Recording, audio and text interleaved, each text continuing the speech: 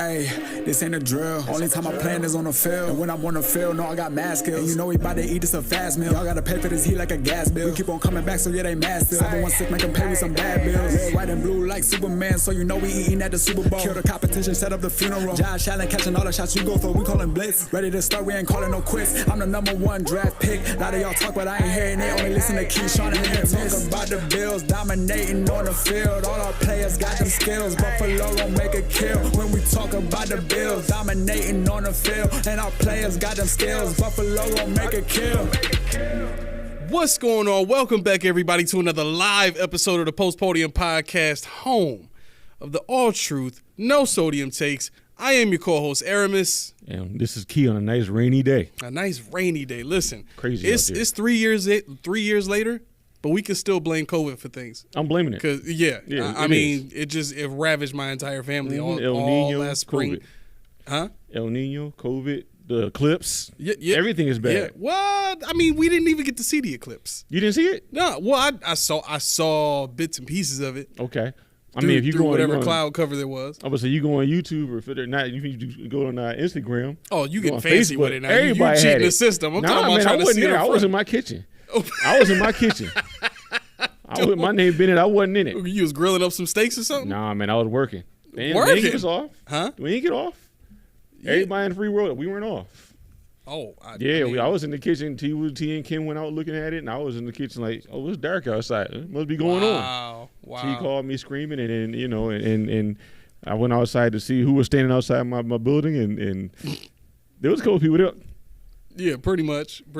Now my wife got the glasses. Yeah, we had like 10 pair of them things. Didn't even need them. Huh? Didn't even need them.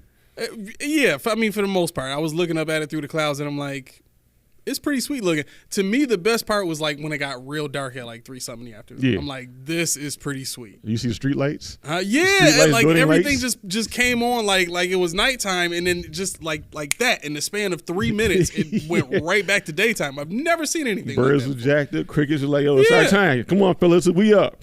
It was incredible. Yeah, and got caught out there. I definitely wouldn't trade that. I had a good time with the children. We had family over. You know, we did the whole cookout and had a nice little spread there. Oh, you cooked out too? Oh, yeah. At least you got some smoke out of it. I got a little something. Right. But yeah. So for those of you just tuning in, if you're used to the show being on a Monday or a Friday, we actually used to shoot on Thursdays way back in the very beginning. We're not transitioning to that. We're not transitioning. This is just an impromptu Thursday episode because we got stuff going on tomorrow, so we need to. It's time for my shameless plug. If you are subscribed, if you are an active listener, make sure you make that thing. You say it this time. Ring-a-ling-a-ling. Yeah, make it ring-a-ling-a-ling because I'm gonna tell you right now, we're fluid because I was told that I might be unalived if I do this show on the 29th.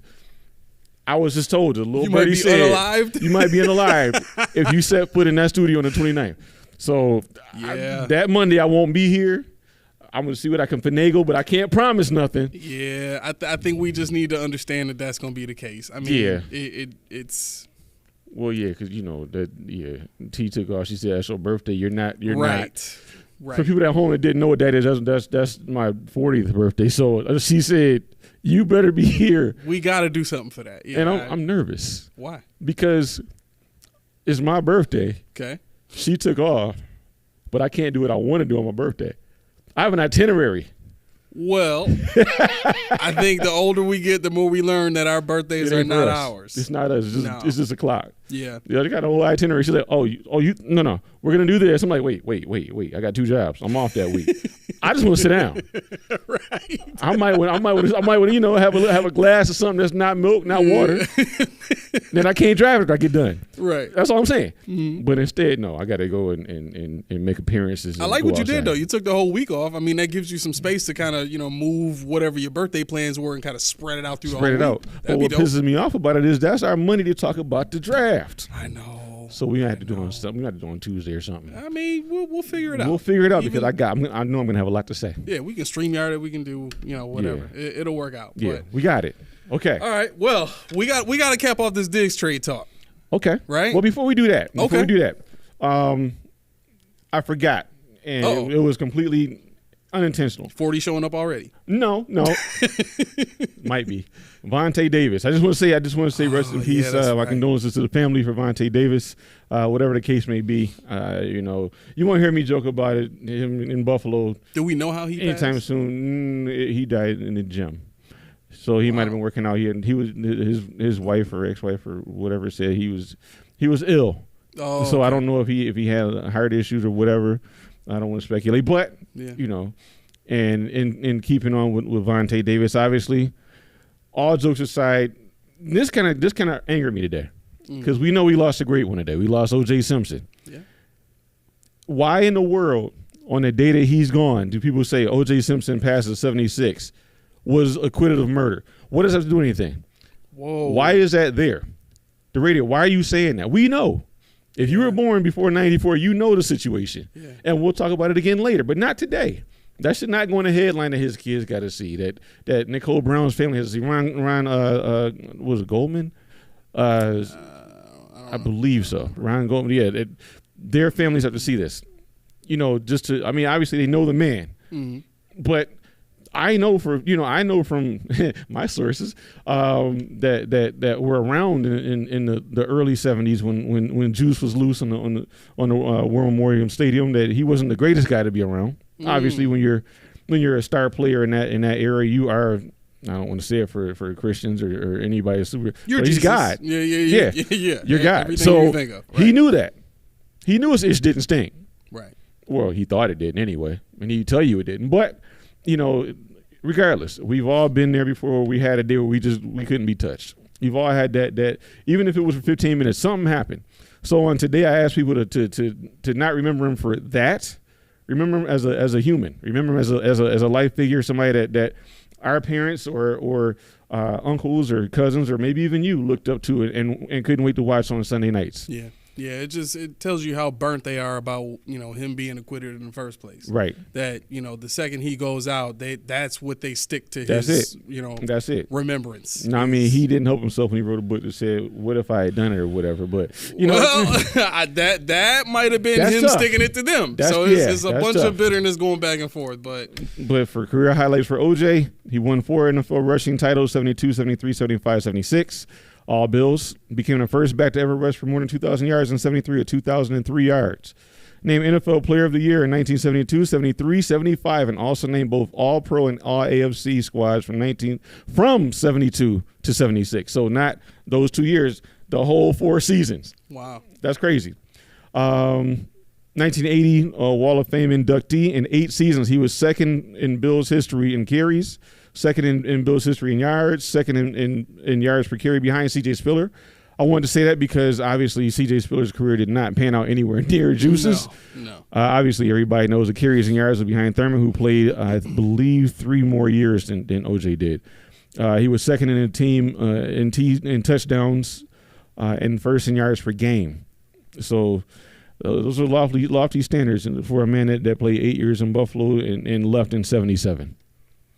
So once again, rest in peace. Yeah. I didn't have the same sources that you had, but I think OJ is one of those situations where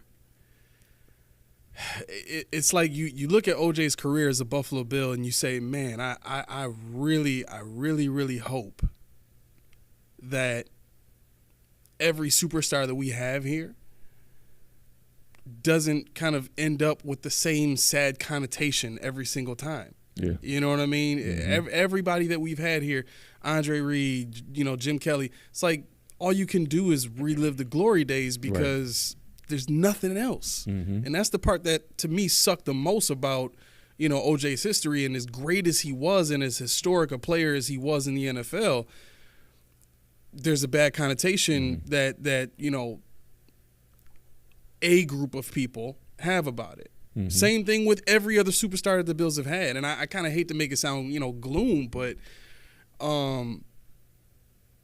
that's kind of one of those harsh reality things for us. Yeah. As a fan of the sports team, it's like every single person that we've looked up to that's put that jersey on, there's some negative reason why, you know, they're not remembered. I don't want to say fondly because the city's going to remember them fondly, but they're not remembered in a higher regard, or they're not remembered with a certain level of honor and accomplishment. You know what I'm saying? 100%. I mean, you even go out and you buy players like Terrell Owens, Right? Who here he was a great player here. A great player. You know what I'm saying? Yeah. But the TO name, doing the bench press in the driveway and all that kind of. You know what I'm saying? It's like. It doesn't matter where you turn, and now the Stefon Diggs situation. I know we got other stuff to get to before. No, we got time, so we gonna talk. So we can swell right onto that because this is informal, as always. Obviously, we got points to hit, but I don't have a certain time to hit them. So all right, cool, fluid. Yeah. So I think with the Diggs situation in general. Hands down, best wide receiver the Bills have ever had. You can't deny that. Statistically, he owns all of that. Right. And for only having done it in 4 years, that says a lot about the type of player that he's been. Interestingly enough, and I titled this episode, "Did Diggs Just Save Us?" There was a podcast, and forgive me, I don't remember the name of it, but there was a podcast where somebody was and I know this sounds real vague. I apologize. I didn't bring. I wasn't able to get to the bottom of who said it and what podcast it was, but I had heard that we're now in a situation within the building that the Bills front office is now in a situation where it's come out that there are, and by saying come out, it came out on the podcast, that there are several Buffalo Bills players that are tenured veteran players that are tired of the culture. Yeah. They're tired of that being the focus of everything. They're just tired of, Sean McDermott and his stuff. Yeah. And with Stefon Diggs being traded away the way that he was and how it looks for the Bills, basically giving him away. They got fleeced. Right. I mean, it does start to make people think that there's something wrong inside the building. It has to.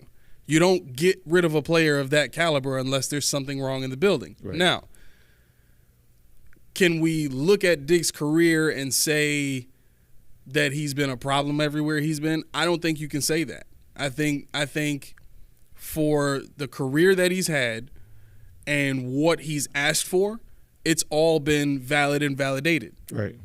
Right? His role in Minnesota and being the number 2 wide receiver, even though he had a better yard per carry average, he made bigger plays than Adam Thielen at the time.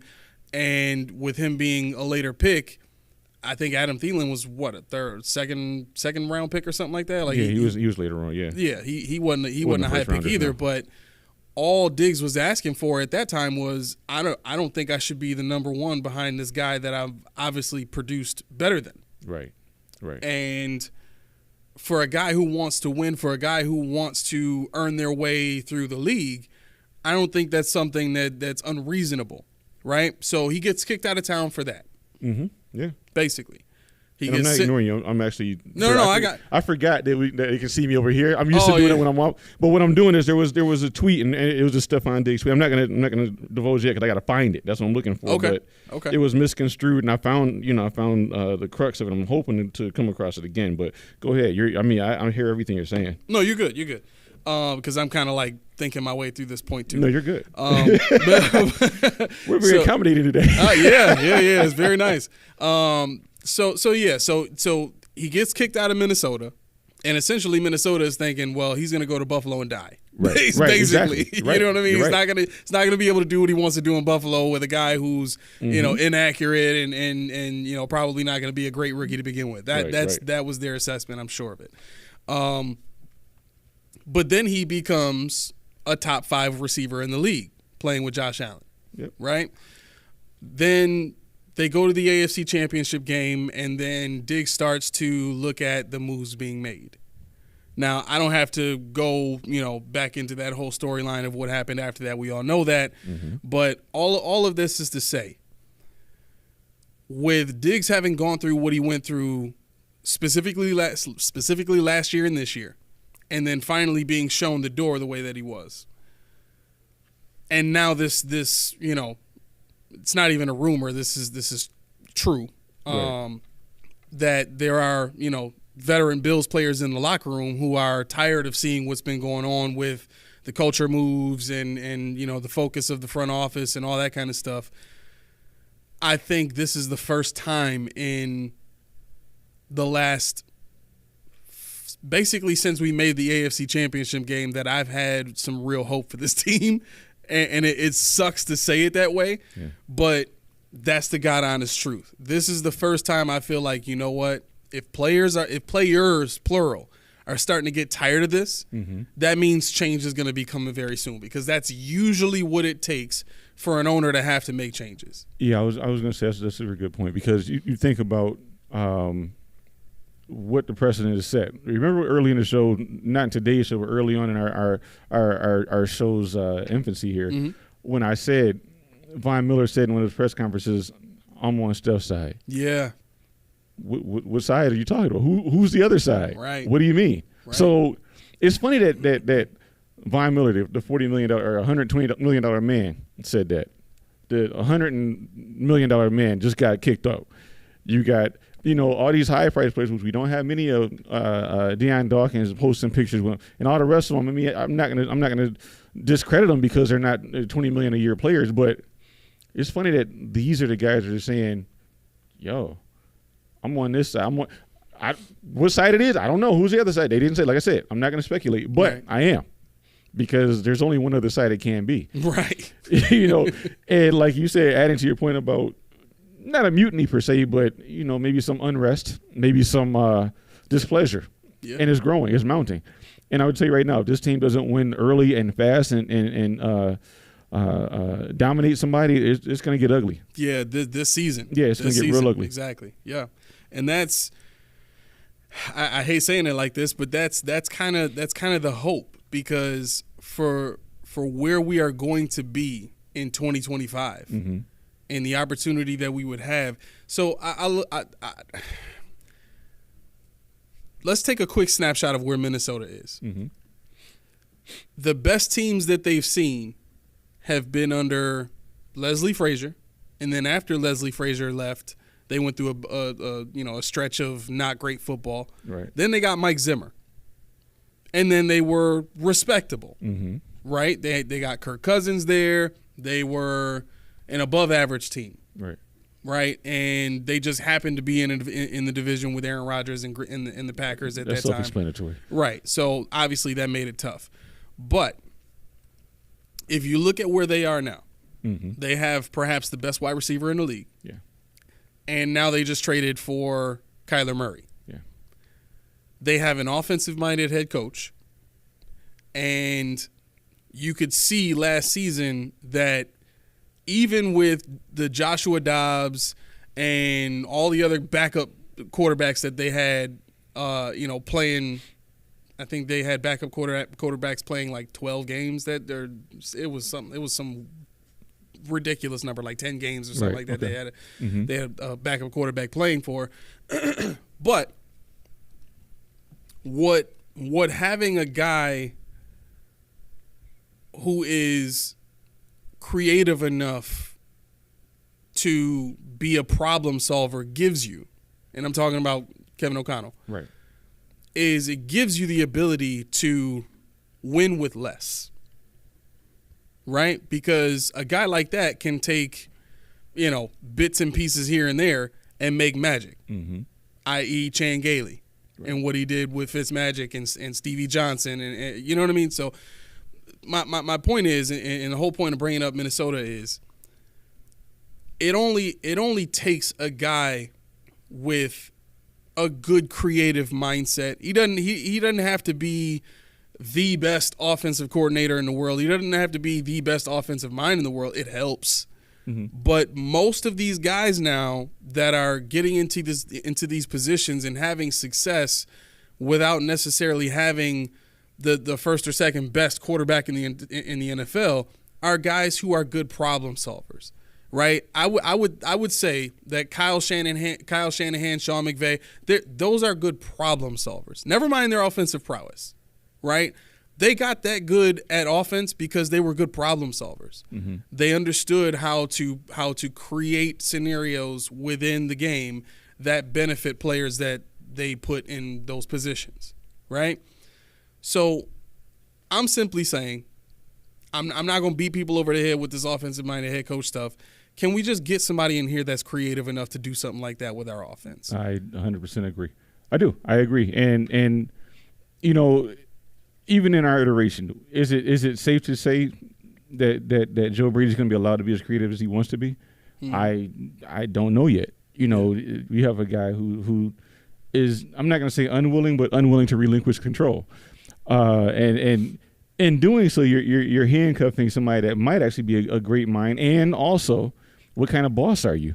Right. You know, if you don't let the young guys work with his troops, he's going to want to move on, because chances are Josh Allen's going to get him another job. Chances are, you know, there will be head coaching vacancies out there next year, and he will be in line for one if the offense does what you would think Josh Allen's going to do. And I think that a lot of his job this year is going to be to get Josh Allen to have a different mind state. Mm-hmm. You know, I think that's the big thing you want to think about. It's not that Josh Allen's not talented. It's not that Josh Allen's not a star. It's not that he's not a top 2 or 3 quarterback in the league. It's just you have to have the mind state to go with your talent. And Josh Allen, at 28 years old, is going to have to understand that your legs ain't what they used to be. Right. You know, he might have another year or two left on him, but I'm not saying as a quarterback, but in terms of, and while saying that, don't turn me off because I said that, but because I just thought I'm like, wait a minute, I said he might have a year left on him, people turn me off like, this dude's an idiot. No, but what I'm saying is, you know, to be the 22-year-old spry Josh is outrunning people and jumping over people and not worrying about it. I tell you right now, every day I get out of bed, I'm getting scared, like, what is going to hurt? I got to do a system check. And Josh Allen don't know what that means yet. He going to find out soon what a system check is. Yeah. Like, yo, okay, I got to. You know what? I got to correct myself. So I was scrolling through news and I came across a Bleacher Report that said Kyler Murray traded the Vikings. Mm-hmm. And then as you read through, it says the former NFL general manager projected the Vikings will trade for Kyler Murray. So I'm wrong. So he's not there yet. Okay. Yeah. So that's why I said that, because I'm looking at it right here. It's hilarious you said that, because when you said that, something popped up when I was researching. It said that their GM was admitting that he might trade up for a quarterback. I'm like, what? Why would he do that? Yeah. I'm like, why would he do that if they got Kyler? And I honestly didn't know they didn't have him, because, you know, if it's not the Bills, I don't really care. But full transparency. Yeah, my bad, but no, that still it holds true. They're still making a move for a quarterback. They're not going to go get Josh Dobbs and say, hey, we're rebuilding. They're trying to do stuff. When you have the best receiver in the NFL, you have to try something. You got to try everything. You can't just sit like, if he doesn't get a guy in the draft, he's gone. Yeah. And see, that's the thing. That's what Buffalo doesn't realize, how lucky they are with Josh Allen. Yeah. Because Josh Allen could easily say, oh, Steph is going? What you going to do about it? Yep. I better have Brian Thomas Jr. I better have Malik Neighbors. I better have it. Yep. Or this contract you see here, it's no more.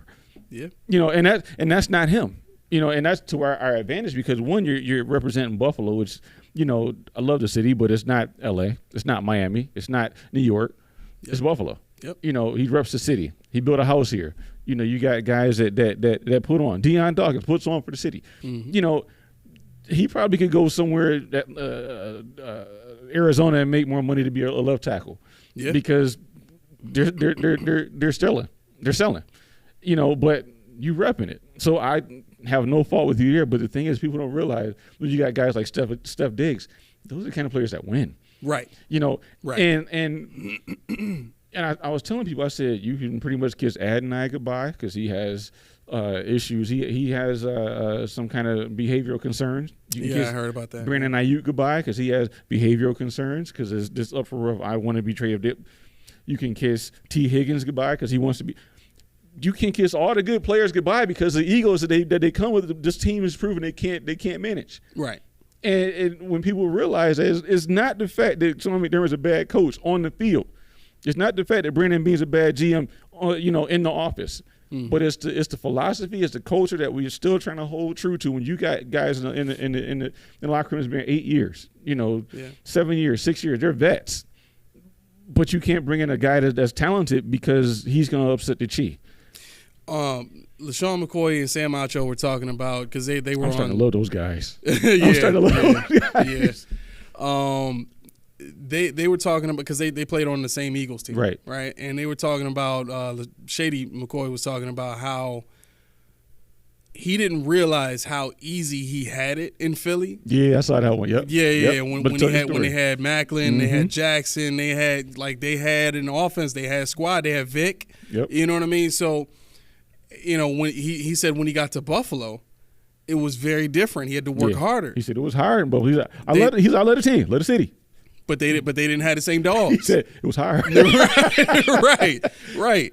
And so what that speaks to is the players know what it takes to win, right? And they know you need a good team to do it. Like a lot of these big time players that came from college as big time players were used to being on teams that were loaded. Why you said that? Can I just deviate from on that point? Yeah. But you're gonna like this. Watch this. I thought about this. This is why I really want to do the show. You know how I am with my spreadsheets. Yeah. Players drafted by college. Okay? Mm-hmm. Under McDermott's tenure, we took 4 guys from Florida. Oh, my God. Then we took 3 guys from Pittsburgh, 3 guys from Virginia Tech, 2 guys from Clemson, 2 guys from Oregon State, 2 guys. This is what they took. So you look at you don't see Texas up here high. You don't see Alabama high. You don't. I mean, I'm reading. Georgia's way down the list. Look at this. We got North Carolina 1 player. That was who was that? Open up. Oh, it's this way. Hold on 1 second. Let me enable my editing. I'm like, what's going on here? Austin Pro. That's a North Carolina player. Now, where else do we go from here? Oklahoma. Guess who that is? Cody Ford. Oh my. And this is the bottom up. So we're getting better here. Let's see. Would you consider Iowa a big school? AJ Epinesa. Sure. AJ Epinesa. Yep. Central Florida, we know that's Gabe Davis, but that's not a big school. No. North Carolina A&T. Okay, that's a HBCU. We know where they stand. Texas Tech. Who came from North Carolina A&T? That would be the big defensive end. Johnson. Daryl Johnson. Wow. Texas Tech. Jack Anderson. Baylor. Terrell Bernard. Stanford. Harrison Phillips. Wyoming. I don't know who that could be. Wisconsin, 1 player. Rashad Wildgoose. Wow, who's no longer here. Who's who was no a longer great here. DB. Now, if you want to start from the top, Florida. Justin Shorter, Kyer Elam, Osiris Torrance, Voshan Joseph, who didn't even last a season. Nah. Justin Shorter hasn't played. Kyer Elam. Pittsburgh. That's not even a really big school. That's ACC, but it's not big. Mm-hmm. Virginia Tech, 3 players. Luke Tenuta, 7th round pick. Tremaine Edmonds, Wyatt Teller. Wow. Clemson, Balen Spector, and Ray McLeod. See, this is what I'm talking about. Even the guys that played on the big schools were special teams players. Yep. They were backups. They were guys fringe starters. Mm-hmm. They weren't 5-star recruits. They weren't 4. And this is to your point, and I'm glad you said that. You segue right into it. This is to your point. Guys that played on loaded college rosters, they don't have a home here. Yep. Well, I never mind. They got a jersey, so they played on the team, but they didn't do much. Right. Until they got to the league and they had to be a try-hard. I got to play special team because I know my role. Mm-hmm. I got way more data. You probably will say something to trip me up, but look at this. I got picks by round. I got picks by position, picks by year. Listen. Yeah. I got all sorts of stuff here because I really had to dig. I had to deep dive into what the hell do these guys really do on the draft because I was trying to see where are they looking historically in this draft. Mm-hmm. I'm not going to pirate your point, but just the last stat about the draft itself, they average 7 draft picks a year. So we got 11 picks this year. They averaged 7.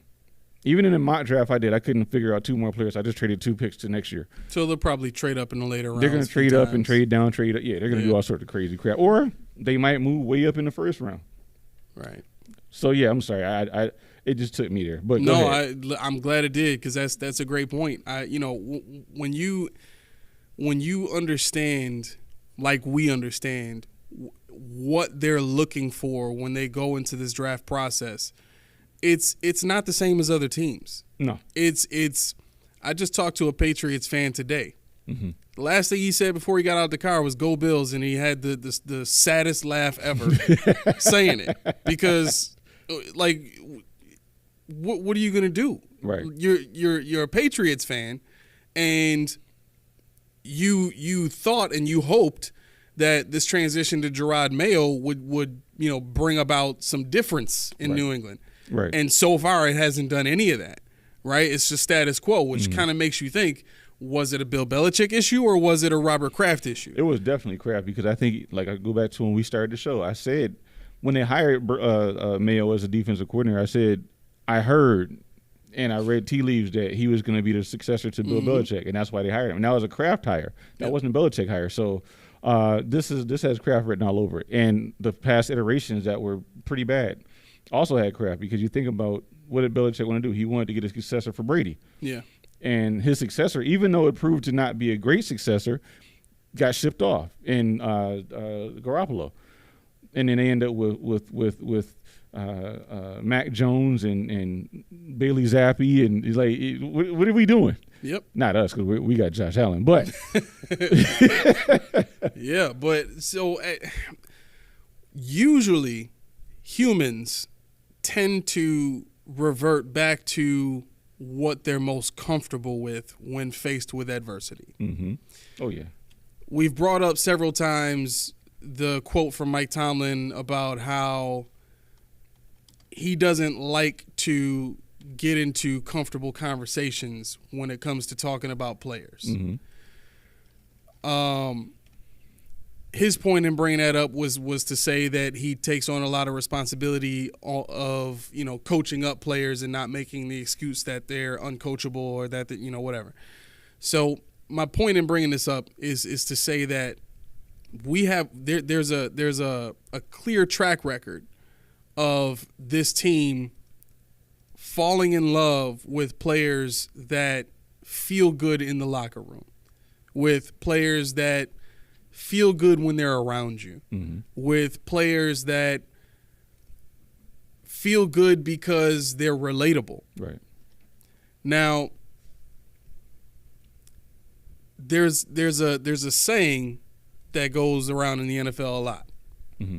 And that saying is, winning solves everything. Okay? When the Patriots were struggling, it wasn't because there was a struggle between Tom Brady and Bill Belichick. Right. They weren't struggling in the locker room because players weren't getting paid what they wanted to get paid. Yeah. It didn't have anything to do with that. Eventually, it came down to, we're not winning like we used to. And that's when it all started to fall apart. Mm-hmm. That's when it all became, Robert Kraft, you're going to have to choose me or Belichick. Right. Why? Right. Because we ain't winning nothing. Mm-hmm. And nothing's changing. Like, yo, you got to do something about this. Right. Right. That's exactly right. So I think, what we're witnessing now, and I think I can confidently say this now, is I think it is the beginning of the end for Sean McDermott. Yeah. I think it is a situation where, like you said, if they don't do well enough this year, the locker room will implode. And I was nervous to say that before this point in time, right. Before I had heard this stuff about, the veteran players and how they really feel. I had thought that there was some sentiment, but maybe there were too few players that were willing to, speak out about it. But at the end of the day, I think the Bills being so willing to just throw away a player like Diggs made a big statement about how they value impact players and playmakers within the locker room. Because, and we said this in the last episode, you can no longer pull the wool over our eyes and say, well, we want playmakers in here. Right. Really? Do you? Because you just let one out the building. Exactly. And while we're talking about that, everybody I heard this narrative a lot. And the narrative I'm talking about is Now that Steph is gone, Josh's interceptions can go down because he doesn't have to force the ball to Steph anymore. Stop. So his best interception ratio, his best interception touchdown ratio seasons were with Diggs. No, I got something better for you than that. Much better.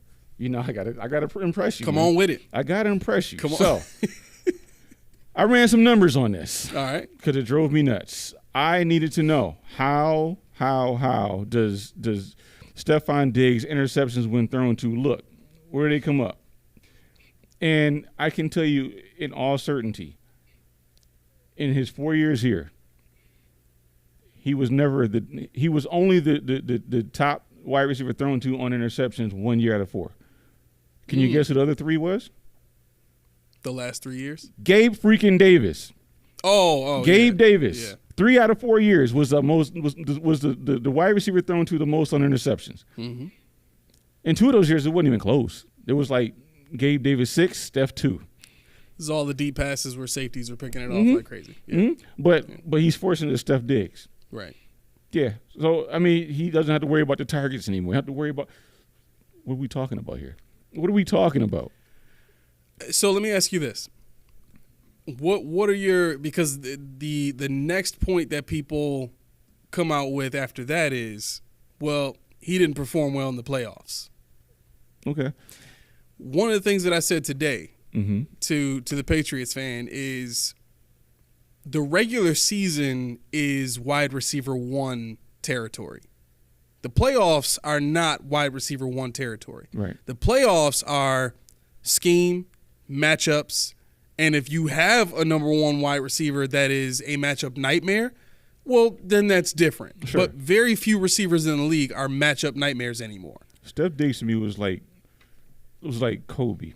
Okay, and the reason why I say that, not because he was the greatest in the competition to be the greatest of all time, but when you look at LeBron is a physical freak.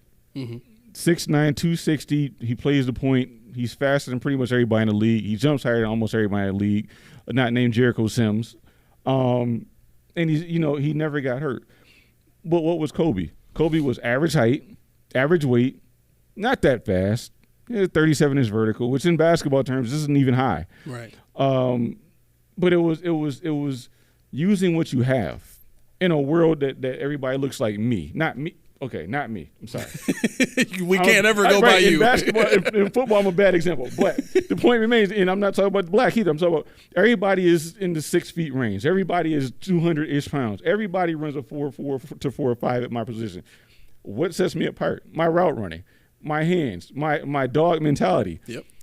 So that's why I say he's like Kobe, and people don't realize they vilify Kobe, but you don't understand. When's the next time you're going to see that? You might see great players. You're going to see Justin Jefferson, who happens to fit the bill as similar size. But the point remains true. It doesn't come dime a dozen. Yeah. That kind of player. And to be in Buffalo, we turn on the TV every Sunday, every Monday, every Thursday, every Saturday, and saw somebody that we wish we could have. And I don't care what you guys say. There's a lot of you out there, including myself, that said, man, I wish I had Diggs when he was in Minnesota. Yep. Man, I wanted that guy. Yep. Then when I heard, wait, Diggs coming to Buffalo? I know you lying. I know you lying. Diggs is not coming to Buffalo. But see, and then when he goes, you got him on the M&T commercial throwing the ball with the kids. It's that, and then the one little boy that was crying. They don't talk about that. The little boy that found out Diggs was traded and his mom told him, he bawled crying. Wow. I showed T last night, and she was like, "Why'd you show me that?" I said, "Because there's a story behind it." She was like, "What?" I said, "Diggs said somebody get me that kid." They don't tell that story. They don't tell that story. They just say, "Oh, he's a diva." A lot of people might not like me. Right. A lot of people might not like you. Might not like the producer. But guess what? A lot of people do. But they're not going to tell the story to people the good deeds that we did. Right. Because I'm not going to go on my Twitter. See, if he would have went on his Twitter and said, "Look what I did," then he'd be another diva. He'd be a me guy. Right. Yep. Is he's screwed whether he does or doesn't. Steve wrote in. Steve, I'm glad you're here, brother. Yeah, man. He's been with us the whole time.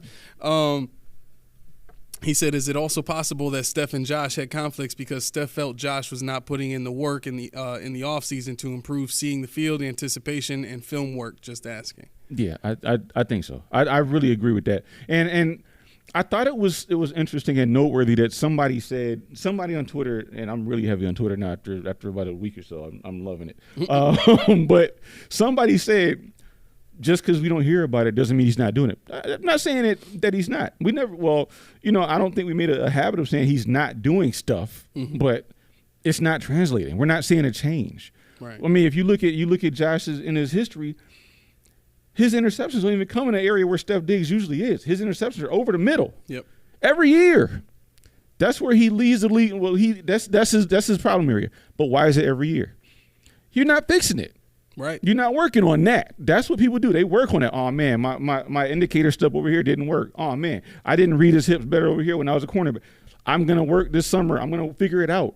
Right. What did Jordan do when they bodied him out? Oh, yeah. Lord Jordan did get bodied when he was, in 90. No, he went and put some weight on him. He went and started shoulder pressing like you wouldn't believe. He put some weight on him. He said, you know what? Never again. Yep. And in the 80s, and this is funny, I sent this to you on Instagram. There's a guy, I forget his name, Mike Peake, I believe. But he has this thing called "We Done with the '80s." This is he clowns basketball like in the '80s and '90s. He says, "This is who you think is good? He ain't got no left." Jordan didn't have no left in the '80s. He had no left in the '80s. Like, it was shameful how bad he wouldn't even dribble with his left. But guess what he did when he retired? He'd take you left, take you right, take you up, take you down. Mm-hmm. He didn't care. But Josh is still doing, and that goes back to my point earlier when I said, "You're knocking on 30, my boy. You hit 30, what Cat Williams said, boy." It's a different playing field. Right. Because you're going to have to play in a pocket, and that's where Mahomes is going to separate from you. Yeah. That's where you're going to separate from Lamar, because Lamar's, you take his legs out, like LeBron, and we said this, he's going to be 40 years old in December, and he's still freaking playing at the same level. But we said Lamar Jackson hits 30, oh, man, it's over. We don't know. But chances are, Father Time ain't never on your side. Right. And so you're going to see a divide. It's going to start to grow unless Josh adapts and finds his Ray Allen, finds his Allen Houston, his longevity piece. We saw Roethlisberger have to go through it, later on in his years where he wasn't able to run around as much. He had to be better up here between the ears. And he got a hell of a pump fake at that point. Yeah. That was his thing. Oh my God. But yeah, I mean, and this is Steve, this is something that we talked about early on. My sources told me about a conversation that Sean and Bean had with Josh in year 2. This would have been Diggs' first year, 2020, and the conversation with Josh was, would he be willing to try the TB12 method, right? So basically, to kind of speak to this point about, the issue that Steph had with Josh. Now, mind you, it wasn't just Josh. It was scheme, and it was, what they were doing, with the offensive focus and how they were building the offense on top of that. But to speak to Josh specifically, his diet wasn't the greatest when they approached him. They wanted him to have a better exercise regimen, a better, eating regimen. And they really wanted him to kind of develop into a guy, Tom Brady-esque, where you were just super focused. You were super, concentrated on all of the things that, make you better mentally, make you better, physically, and just prepared you, better for the game. Now, I don't fault the Bills for doing that. I do think, recommending the TB12 method might have been a bit much because at the time, Tom Brady was still kicking his can all over the yard, right. Year in and year out. But but the crazy thing about that is Tom tried to give him nuggets. He tried to give him nuggets. He did. And this isn't conjecture. It's on YouTube. You can look this up. Yep. Josh like, nah. Right. I'm good. And that was also his approach when the front office tried to recommend the TB12 method. It was like, nah.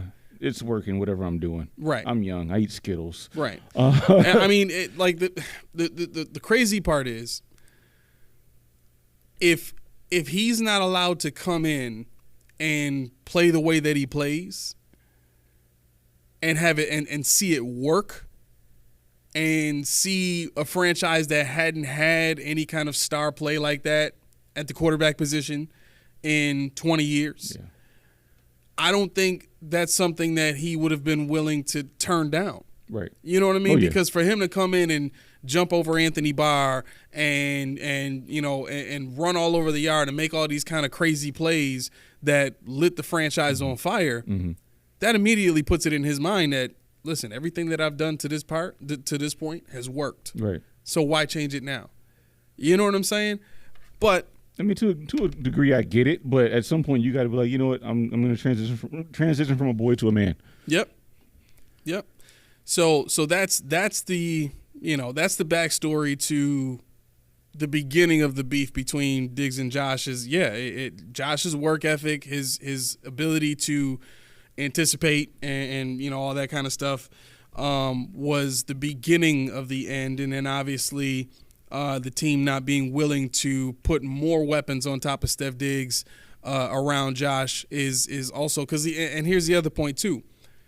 When Diggs first got here, we had Beasley, and one of the things that created for the Bills was there were two ways that they could beat you at that point, because Beasley was going to destroy whoever you put against him in the slot. Then they had John Brown over there too. No. Not yet? I thought Beasley and Brown came together.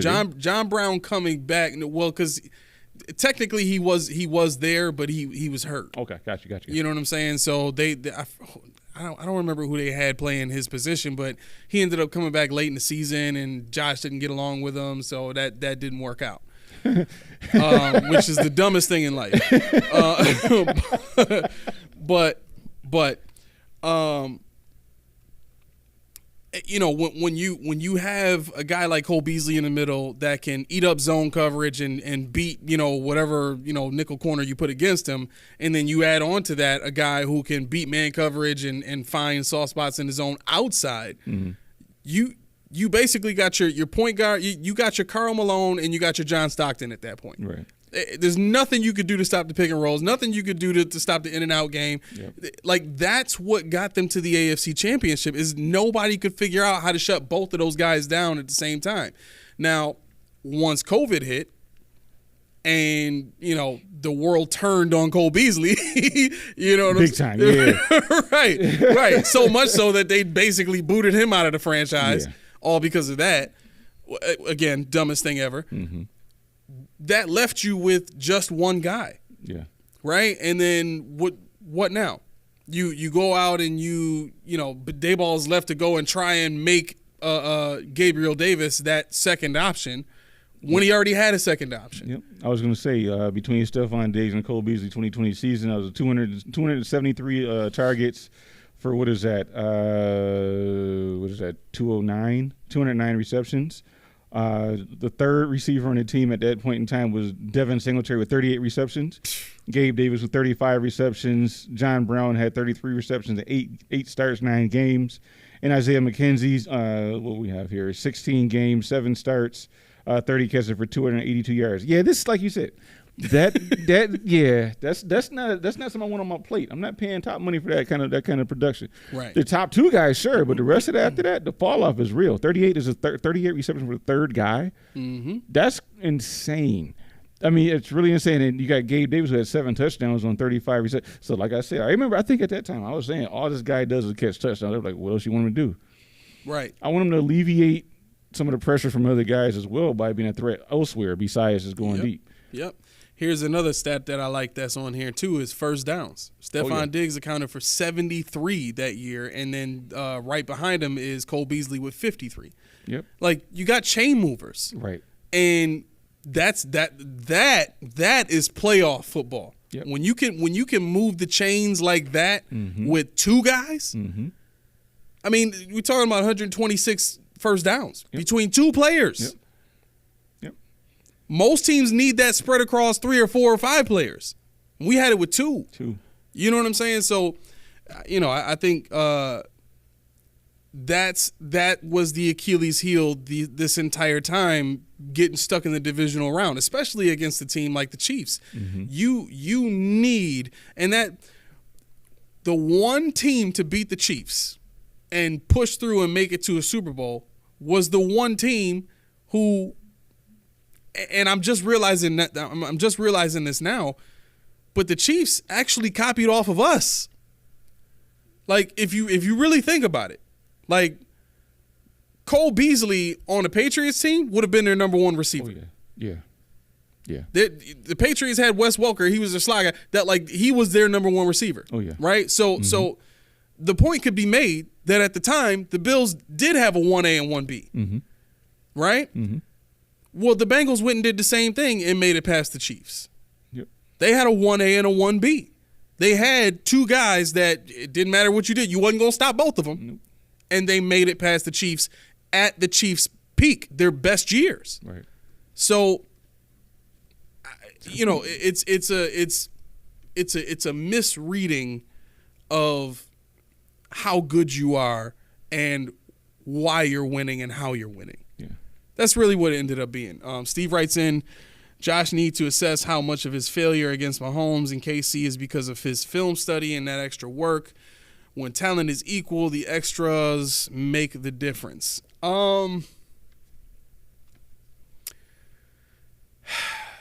Okay.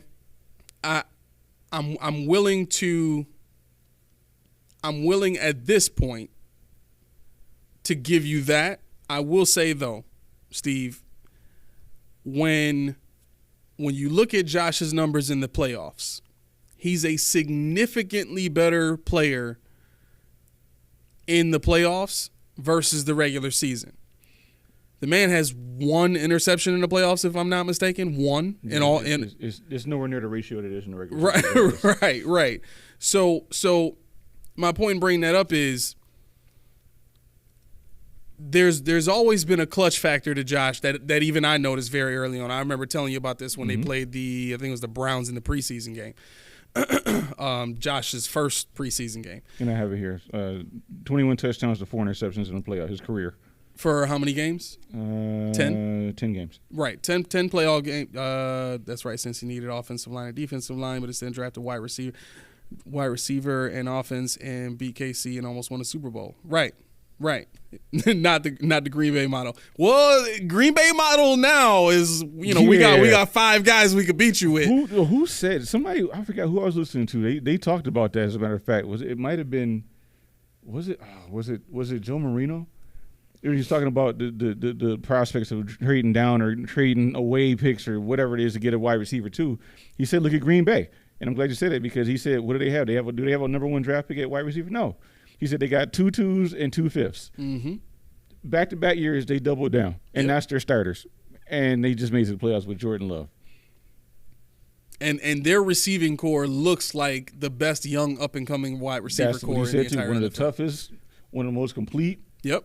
Wide receiving cores out there. Yep, you got speed guys, you got possession guys, you got man guys, you got guys that can play well over the middle. They got it all. Mm-hmm. If they decided to go 4 wide with that offense all season long, very little teams would be able to do. It'd be real tough. But yeah, so to the Josh point, just backing up a couple of steps. The reason I'm bringing up his playoff play, I don't think it's so much about his film study and preparation as much as it's been the scheme and the help from coaching that he's been denied this entire time, right? There's only so much that he can do in film study without a great offensive mind with him coaching him through all of these things, right? And as much as we want to say that Joe Brady is the next best young guy, there's still we still need to see more. Yeah. You know what I mean? He's done a decent job to this point, but we still need to see more to say definitively he's a great young offensive mind, right? Mm-hmm. So the example for me and the model for me is Andy Reid and Patrick Mahomes. When you have a guy, and you can even put Eric Bieniemy in there. When you have that kind of quarterback room matched up with those coaches that not only work with Mahomes in terms of what to see on film and stuff like that, but they created a scheme that made the game easy to read for their quarterback. Yeah. Right? And that's the thing that I think Josh hasn't had that Mahomes has had is that Mahomes has had, he's played in offensive schemes and he's played in offenses that are very, very, very quarterback friendly. I'm talking about gift throws, gift plays to where, it basically got Mahomes to the point of confidence where he can throw no-look passes in live action. Like that, when you have a scheme that makes it that easy on you to where you can throw no-look passes, like you don't think Josh can throw a no-look pass? Like you don't think half these quarterbacks in the league can throw a no-look pass? Tua did it. Right. Yeah. It's not how great Mahomes is, it's how great of a situation Mahomes is in. Yeah. And the thing is, people don't realize, Travis Kelce, I wanted Travis Kelce out of Cincinnati. Actually had me scouting Marty Gilliard because of Travis Kelce for that year at Cincinnati. Anybody know who Marty Gilliard is? Steve, anybody? No? Okay, I thought so.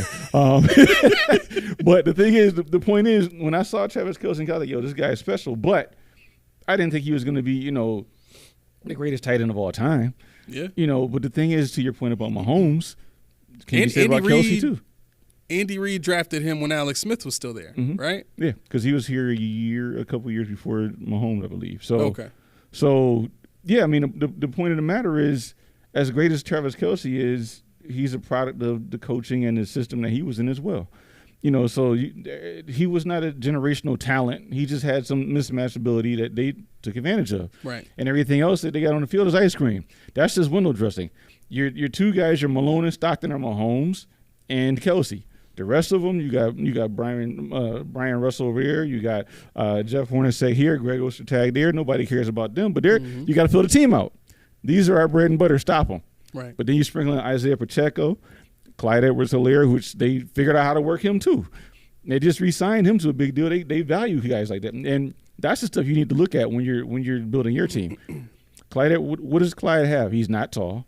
He's not big. He's definitely not fast. But why do they covet this guy? How can we develop a system like that? Yeah. And that's what they need to be saying. We have all this stuff. I do mock drafts. You looked at them, you've laughed, or you said that was good. People at home looked at them and laughed, or whatever they case may be. But the thing is, the Bills, they have this one way of doing things, and it ain't working.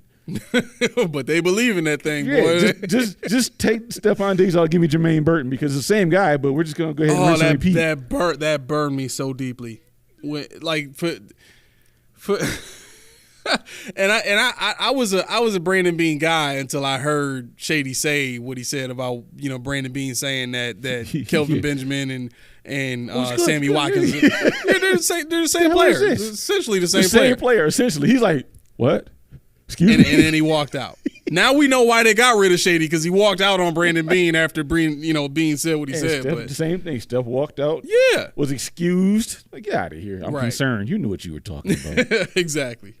Steve writes in, the Green Bay model looks good this year, but it wasted Rodgers' whole career without enough weapons to win a Super Bowl. How much of that was Rodgers, though? Because you see Rodgers got Randall Cobb. He got Alan Lazar. He got his guys over in New York. How much of that was Rodgers saying, these are the guys I want to win with, or these are the guys I want to play with? And they're like, okay, all right, fine. You're the greatest quarterback ever. I mean, there's got to be some merit to that, right? Something. Well, when they won the Super Bowl, they had a very opportunistic defense that made big plays. But they also had a 1A and 1B. They had Nelson, and they had Greg Jennings, and I think they had James Jones. Yeah. At the same time. Yep. Jordy Nelson was a problem. Yeah. So they had three receivers. I think they even had a fourth guy behind them that made a play from time to time. Probably. I can't remember his name, but yeah. So they had weapons. They had weapons when they won the Super Bowl. But the one thing about Rodgers is he began to become a little too obsessed with his own numbers. Yeah. His unwillingness to take chances and trust guys that he wasn't comfortable with when he won the Super Bowl, it was him just ripping it, him just letting loose, him throwing the ball all over the yard, whether that was because he trusted those players or not. That's a quarterback issue. Mm-hmm. I don't think that's a wide receiver issue individually. Right. Or solely, I should say. You know what I'm saying? If I'm a wide receiver, the only thing I can do with a quarterback is develop rapport. Mm-hmm. And the only way I can do that is playing the games, practicing together, and doing whatever extra work we can do to get in sync. Right. Other than that, it's on the quarterback to trust the receiver and just let it go. You know what I'm saying? And if it's a situation where, like Josh Allen, how Josh started off, Josh, he's never been an anticipatory thrower. It was, I need to see this guy come open first before I throw it. Right. And then I'm going to zip it into a spot. Yeah, give me that window. I'm going to put it in there. Right. That's why Kelvin Benjamin didn't work, because he was never actually open. He was never open. He was just big, and he always thought he was open because he was big. That's the thing why, I don't want Keon Coleman. Yeah. No, yeah, everybody talks about his short area speed. They talk about his burst. But if you how Millie Mack is with regards to was it Agent 89? Yeah, yeah.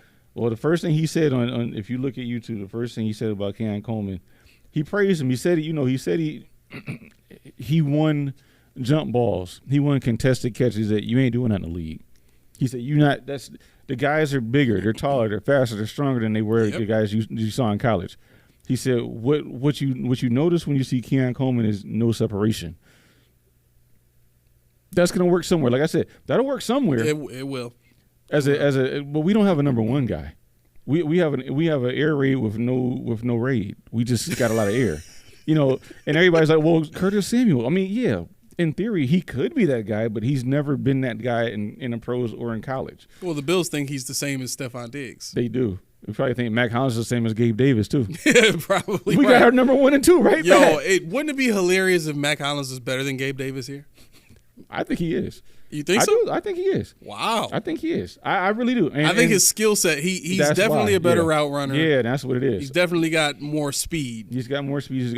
He's a stronger player. He attacks the ball at the point. Gabe didn't attack the ball at the point. He just let it kind of fall to him, and he made a play after that. Mac Hollins goes up and gets it and flexes on you.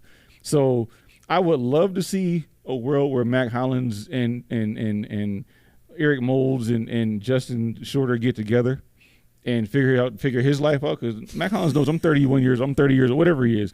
I'm almost done. I'm here a year. Yeah. I'm pretty much here to help the young buck here. Or I'm here to help, heaven forbid, Keon Coleman. I'm here to help these guys out to where the Bills need them when I'm gone. Mm. And Eric Moulds, if you look at him, he's working with Khalil Shakir, and look what he did. The transition from year 2 to year 3, look what he did. Yep. So, from year 1 to year 2. So, it can be done. But the thing is, when you bring guys in, that's why you bring the old heads in. But you don't bring the old heads in with the intention of playing. Anquan Bolden. Right. You bring them in with the understanding that they're backing somebody up that is supposed to be our starter. Yep. And that, you like you said, with regards to Shady and Kelvin Benjamin, and he's the same guy. Shady's like, dude, I've been in the league. This is my 7th year. I know who he is. And he ain't the same dude at all. Right. He said, I saw Sammy in his first training camp. He ain't that. He like, yo, Cam Newton just pressed him. Right, he ain't do nothing. Not the same guy. Sammy ain't dealing with that. Cam ain't take his hands from behind his back. Towel was still on his head. He said, yo, would you gonna say something? And Shady like, yeah, I'm out of here. I can't win with this nonsense. And the same thing with Steph. I can't win like this. And that wasn't even anything on Joe Brady. I can't win. Right. I believe it. So let me ask you this. Mm-hmm. So with the situation being what it is now, do you think in your heart of hearts that the Bills will find another guy to come in here and be a number 1? Or do you think they're going to try to roll with this thing that Brady has done before, where you have positionless receivers all over the field? In my heart of hearts, I think it's twofold. and I know producers love when I say that, but I think it's twofold because I think they're going to seek out a potential number one, but I don't think they're going to move heaven and earth to get that guy. You know, so everybody that says, "Oh, we can move to 6 by," we're not doing that. So you think they might be a little burned by their experience with Steph Diggs, burned by the traditional number one, burned by that. Wow. Then they look at the capital they got to give up in the draft to get a Neighbors and you know, Neighbors. There's controversy about, was he laughing about the prospect of Brian Thomas coming to Buffalo? You know, Diggs. They said, well, there's a YouTube short out, or was it on Twitter, whatever.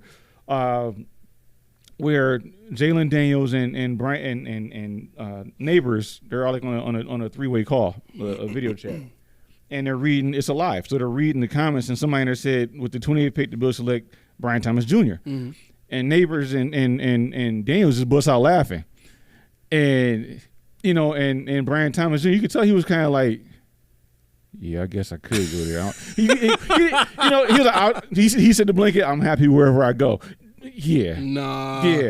You don't say that if you not right. You don't say that in that way. Right. You know, especially on a live chat. But the thing is, I just don't see a world where they move up. Now I could see a lot of Stefon Diggs and Adonai Mitchell. I could see a lot of Stefon Diggs because, you know, he's faster, but he's the kind of wide receiver that makes a move. If it doesn't work, he goes down. You know, he doesn't break tackles. He doesn't give his body up. He's going to try to get out of bounds. If you give him a crease, he'll take it and take it to the house, but he's not a kind of guy that's going to create after the catch. Right. And Steph Diggs really wasn't that guy either. Right. He was a possession guy that was just super talented. Yep. And I think Adonai could be that guy. But the problem is you still haven't rectified your yards after catch issue, which they really almost they've never had a receiver that was good at yards after catch. Because, you know, I mean, McKenzie, I guess. Who's that? McKenzie. Yeah, but we never really saw him catch the ball. He had he never caught the ball with space to run. Like he never caught the ball on the run. He didn't get to, like, I think he could do it. He just didn't get to end. I'm glad you said that, but let me get on thought because you got me there. You got me there. He didn't get to do it. They just threw him the ball. And then to your point, when they threw him the ball, because Josh Allen doesn't throw in anticipation, you don't have an opportunity to run like you would like. Right. See, you take Tua, you take the noodle arm guys, the Rock Purdy's, and what do? Anticipation, because they can't get it to a spot. It takes time to get it there. It floats. Yeah. And so what do you have? You got Tyreek Hill who catches in stride and takes it to the crib. You got Ayuk who takes it to the crib. You got, you know, why do they have all these fast guys on their teams? Yep. Why are they surrounded by all the speed?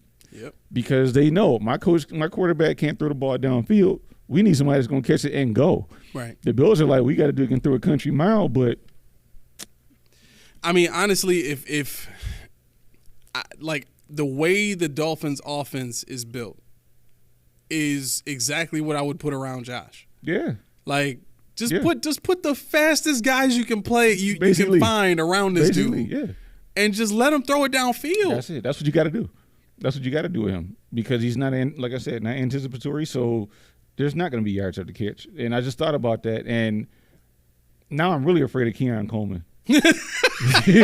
Now I'm really afraid of this prospect. So go back to what you were saying when I was talking about how I said something and you were like I want to address that in a second.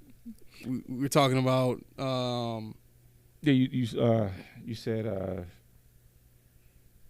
was it Isaiah McKenzie? Yeah, and how he everything he ran was catching and done. You know, he made a play. If he had a screen, which Josh was notorious for not being able to throw. He's not a good thrower to the flats. He's not a good because those take touch. You got to put air under the ball, and that was McKenzie's game, and that was what Hardy was supposed to do. Even though we saw him make plays. You know, here and there. $5 million worth, no, but we saw him make plays, and we saw that it wasn't a miscast of he can do this when he really can't. He really could. You know, he could be that gadget guy, but. As you saw 2 times now, McKenzie and Hardy, it don't work here. Not with Josh. You know, and that's not a detriment if you don't keep trying to get those guys and make them work. And I think that's where Ladd McConkey would really fit in because he He's a guy for a spot thrower, and he's a guy for a guy with anticipation. Yeah, I agree with that. One of the things that did interest me with the positionless receiver thing was, having a guy like McConkey here who can play. Like, all of them essentially would be able to play inside, outside, and move around. Mm-hmm. But man, that would put so much pressure on your offensive coordinator to basically have to scheme these guys open week in and week out. Right. And if you're going against a team like the Jets with elite defensive players and pass rushers and things like that, man, if that scheme don't work early on, you are in trouble because now you have no playmakers. You know what I'm saying? Real quick, what's up, Lindsay? Lindsay, we're not moving to Thursdays. No, right? Okay. We're not moving to Thursdays. We're just doing an episode today because my son decided. Well, T, this one's for you. Here we go. Yesterday was it yesterday? Or was it? Get the shovel out. It must be Tuesday. Yeah, I know it was Tuesday. I'm at work at night and I signed Ken up for flag football. I didn't know this was a thing. Yep. I knew that they existed, but I didn't know this was a talk. So I'm like, okay. She's like, it's gonna be $119. I said, all right, fine.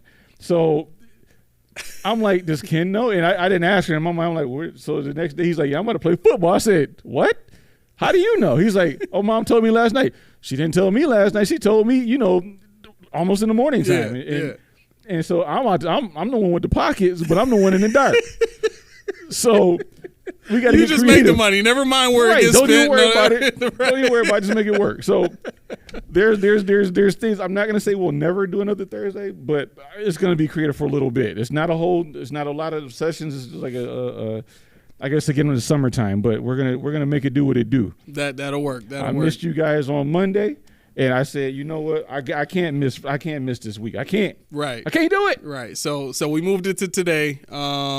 What I'll start doing. I don't know if you guys look at the announcements that we post on the YouTube channel, but whenever we make plans to change the day of the episode or whatever, I'll try and put out an announcement the day before, because we usually know the day before. Yeah. And you'll be notified hopefully when that gets posted. Mm-hmm. Steve wrote in about. So he says, what about a combo of Xavier Legette early and then Polk out of Washington later, and then a late pick of McCaffrey? Steve, you had me after the first round. You don't like Legette? I do not like Legette. AJ89, Steve Smith loves Legette. He does. And, I mean, I could be completely missing the boat, but the whole DK Metcalf thing, no. Let's stop that first and foremost. Yeah, I don't see that. No, there's no DK Metcalf. The fact that he transferred to South Carolina and he's a fifth-year player where he had 1 year of productivity. He had, I think, 40 receptions in his first 4 years combined. That's not 28 worthy. Did he have good quarterbacks? He got a good quarterback the last year, but when you're the number one guy, you would think you do more than that. He was really relegated to almost possession, but screen stuff. Like how Sammy Watkins got used. Yeah, he wasn't a quarterback. Whoever the quarterback was before Rattlers, he wasn't their favorite target. So that tells me, he was boomer. He was a big boom in his last season, but that's like Ed Oliver, 2 years ago. He had a great season, got paid. I don't want to take that at 28, especially if I'm a McConkey or a Mitchell or somebody like that's on the board. Mm-hmm. Like I said, I'm not a huge fan of Mitchell, but that's talent that I could see. And please don't let it be over Brian Thomas. That'd be bad. Steve Smith does like him, but Steve Smith actually likes a lot of people. He likes a lot. That's true. Yeah, I didn't think he would like as many people as he did. I always imagined him to be a very picky person. I thought he was too, but he's like, I like this guy. I'm like, him too? He might be falling into the media trap of you gotta make people sound better than they are, because you want people to look you up and you make more money that way. But go ahead. No, I was just gonna say you kind of have me at a sad position now, because I was kind of hoping to replace, and I don't like how this sounds, I was kind of hoping to replace Diggs in the draft, mm-hmm. in terms of having that playmaking number one receiver. Mm-hmm. mostly because I think Shakir, the combination of Shakir and Samuel would make for a really, really good, receiver core. Mm-hmm. You know what I mean? Just in terms of, I doubt a team would be able to shut down all three guys in a game. Mm-hmm. And I think all three guys, and when I say all three guys, I'm thinking, one of the top 4 receivers in the draft right now, plus Shakir and Samuel. Mm-hmm. Any combination of those, draft receivers and the 2 guys we have, I think would be pretty tough to stop, if not impossible to stop, even if it was just based on scheme. Right. You know what I'm saying? Because the rookie would, one of the top 4 receivers, they're playmakers. Mm-hmm. All of them are playmakers, right? They either have the body to do it or they have the skill set and the athleticism to do it. Right. In those instances, you have your playmaker outside. You have Shakir, who in my mind is a playmaker inside. I think he's a faster, stronger Cole Beasley. And now you put Samuel on the outside, who's actually a pretty decent route runner, mm-hmm. and on top of that, a fast guy. So you kind of add on your more physical version of your John Brown there, if you will. Right. And I like that prospect. Yeah. I like that prospect a lot. I like what you would be able to do on offense with a guy in Josh who needs to throw to a spot. You know what I'm saying? I mean, I'm with it. We don't have that guy. I mean, let's be clear. We don't have a guy in the team that going into the season defenses are thinking about when they think about the Bills. It's Josh Allen. They know the Pro Bowler and James Cook. Then they know Kincaid, but 1 year Kincaid his year was nice, but it wasn't earth shattering. Right. Let's be real. I'm not saying he couldn't have been better. I'm not saying that it was his doing why his numbers were where they were, even though they were good numbers. But those numbers aren't setting the league on fire right now.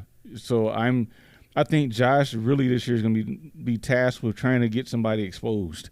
Whether it be Shakir, whether it be Samuel, get somebody exposed so he can work with the other guys. Yeah. Yeah. Steve writes in, so who do you like at 28, or is it trade up? If we trade up, we have a maybe number 1 and can still avoid. Okay, I'm sorry, I might be reading this wrong. And can still avoid at a number 2 that scares defenses. Mm-hmm.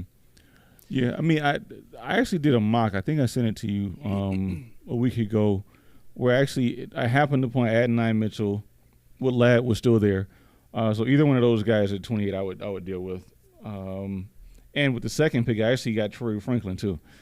And I'm not very high on Troy Franklin, but for what he can do, I could see him playing the Gabe Davis role. So that downfield, he ran a 4.41, so it wasn't that blazing speed everybody talked about, but his role is and has always been stack, because when he gets that ball in a stack, he's not being caught. It's not happening. He's got a second gear that people can't keep up with. And later in the draft, I actually took Jaquan Jackson out of Tulane. He's 5'9", 180 pounds. I think I took him in the 6th round or something like that. So I did stack up the wide receiver position, but that 28 is murky. And I don't want somebody to force us to take JPJ at center. I don't like any of the tackles well enough. I was speaking with another podcaster, if you want, you can comment, who you are, about the LSU guys that D tackling. I didn't like none of them. Mason Smith. Really? Yeah, I didn't like Jordan Jefferson. I didn't like what's the other guy's name? I forget his name. But I Wingo. I didn't like any of those guys. Okay. There are obvious reasons. One, I was looking for a 1 tech at the time. But also their tape didn't hold up to what I thought a D tackle should be. They're guys that, they play at a high pad level, all of them. Mason Smith 6'6", and so that's already a detriment. He's a little loose, so he could firm up a bit. Their play strength isn't where you want it to be. They get washed out of the gaps. Mm-hmm. I do think Jordan Jefferson is the best of the 3, and that's not even close. But At 28, I'm staying away from them. I don't really want Johnny Newton. Because is he going to start over Daquan? No. Is he going to start over Ed Oliver? No. I mean, he pretty much plays the Ed Oliver role out of a smaller school in Illinois. So I'm looking at who else is there at 28, and if it was me, Thursday would be no picks for us. I'd be picking on Friday. Really? Yeah. Really? Wow, that's deep. We might have to go into that. Steve wrote in, so draft a white Emmanuel Sanders and a skinny Gabe Davis. Yes, sir. And it's funny. That is hilarious because in 100% accuracy, he made that comment. Emmanuel Sanders, that would be correct. But Emmanuel Sanders in Denver was good. He was good. But the Gabe Davis that we wanted in Buffalo, we never got.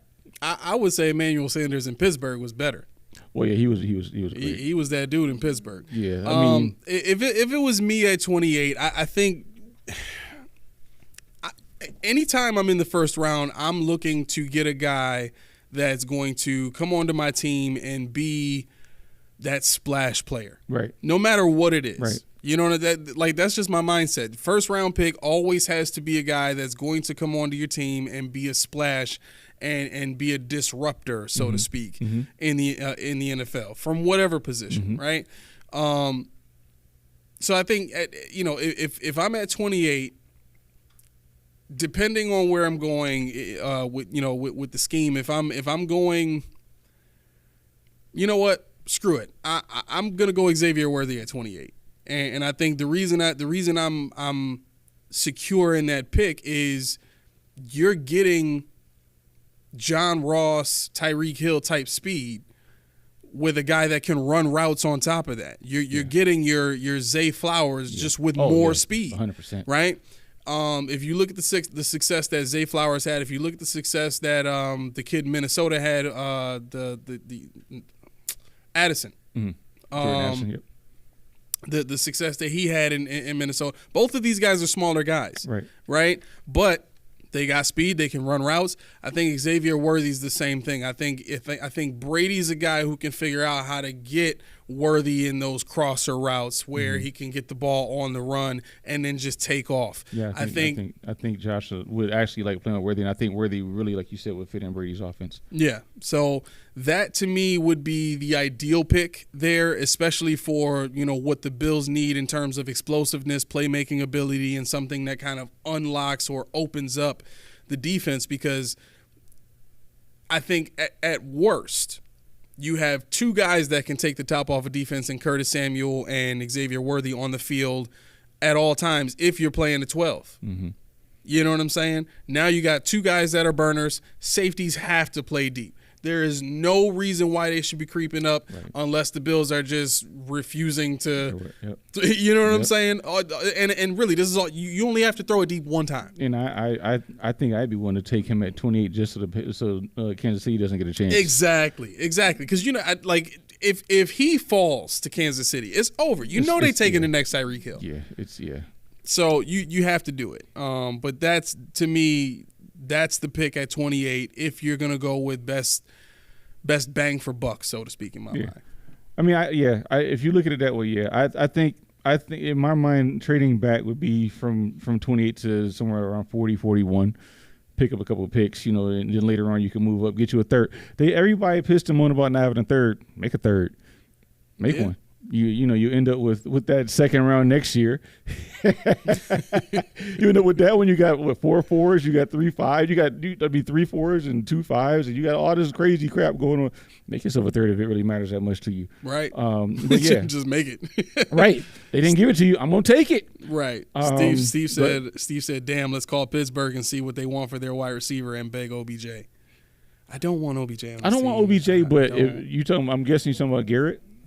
Or not Garrett. What's that? I actually saw about I was talking about that too. What? I won't consider it real, but there's like a fake image of OBJ in the Bills jersey. I'm like, please don't break it. They make that every year. Yep. Because it's every year. Yeah, every year OBJ's a Buffalo. That's always a rumor. And you're talking about George Pickens, right? Yes. Yeah. If they did, I mean, if we can get Pickens, yeah, I mean that's just splash right there. Would be That's happy with your Pickens. guy. Yeah, But he has gold teeth, doesn't he? He wears a little hood thing, doesn't he? he wants the football. Yeah. He throws. I don't want to say he throws the tantrums, but he's outspoken. So Worthy's the guy, then you're saying? Yeah, Worthy's the guy. Yeah, Worthy's definitely the guy because OBJ That's is not say. putting up with this culture business either. No culture. He wants to pay somebody some money, get fined or suspended, and then an investigation first and stuff. I think you have a lot of ammunition, and if you're as good as you think you are, which I'm not confident in saying that the Bills are going to be successful taking somebody and letting Worthy go to Kansas City. But if that's what they did, that's up to McDermott to figure out how to stop when they play him. Yeah, they're going to see him twice. Probably if we make the playoffs, we're seeing Kansas City at some point, and we got to see him in Buffalo this season. So take a good look. But yeah, I think Worthy would be a big play for the Bills. I just took Troy Franklin as a consolation because what was there at 60, Worthy wasn't. Yeah. I think I'm starting to like just give me a fast guy type of deal. Yes. You know what I'm saying? Like just give me a fast guy. It doesn't have to be like, to me, Adonai Mitchell is a good receiver, and the fact that he's Diggs-esque is good.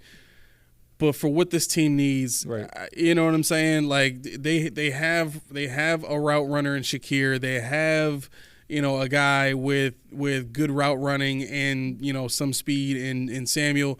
I need that burner. I need the guy that defenses are scared to death to let get loose. I would love to see Josh throw the ball down there to Worthy. I would love to see that. Right. I would love to be in the end zone just watching that thing come to me and Worthy just dusting somebody. That's a guy. Really? Steve says Worthy got so much bust written on him, I'd be worried. You know what? I think, and if he's a traditional number one, you might be right. I don't think he would need to be that here. That's what I'm saying. At worst, you're looking at John Ross, who you really wanted. You're looking at who was the guy that Marquise Brown. You're looking at that kind of player. Marquise Brown, yep. So at worst, when you got Khalil Shakir, who could he could come out and actually become that dominant wide receiver that commands the attention. Or if you go get Javon Baker later on in the draft. Javon Baker I really like. There's a lot of guys I like later on, but for your question about 28, I didn't have him at 28, but I would love to have Worthy, and you're right. But the thing is, Gabe Davis did nothing for 4 years, and he still did something in terms of. Still ended up getting $16 million. Right, he did. He was a deep threat that people watched out for because he had a couple of good catches. Right.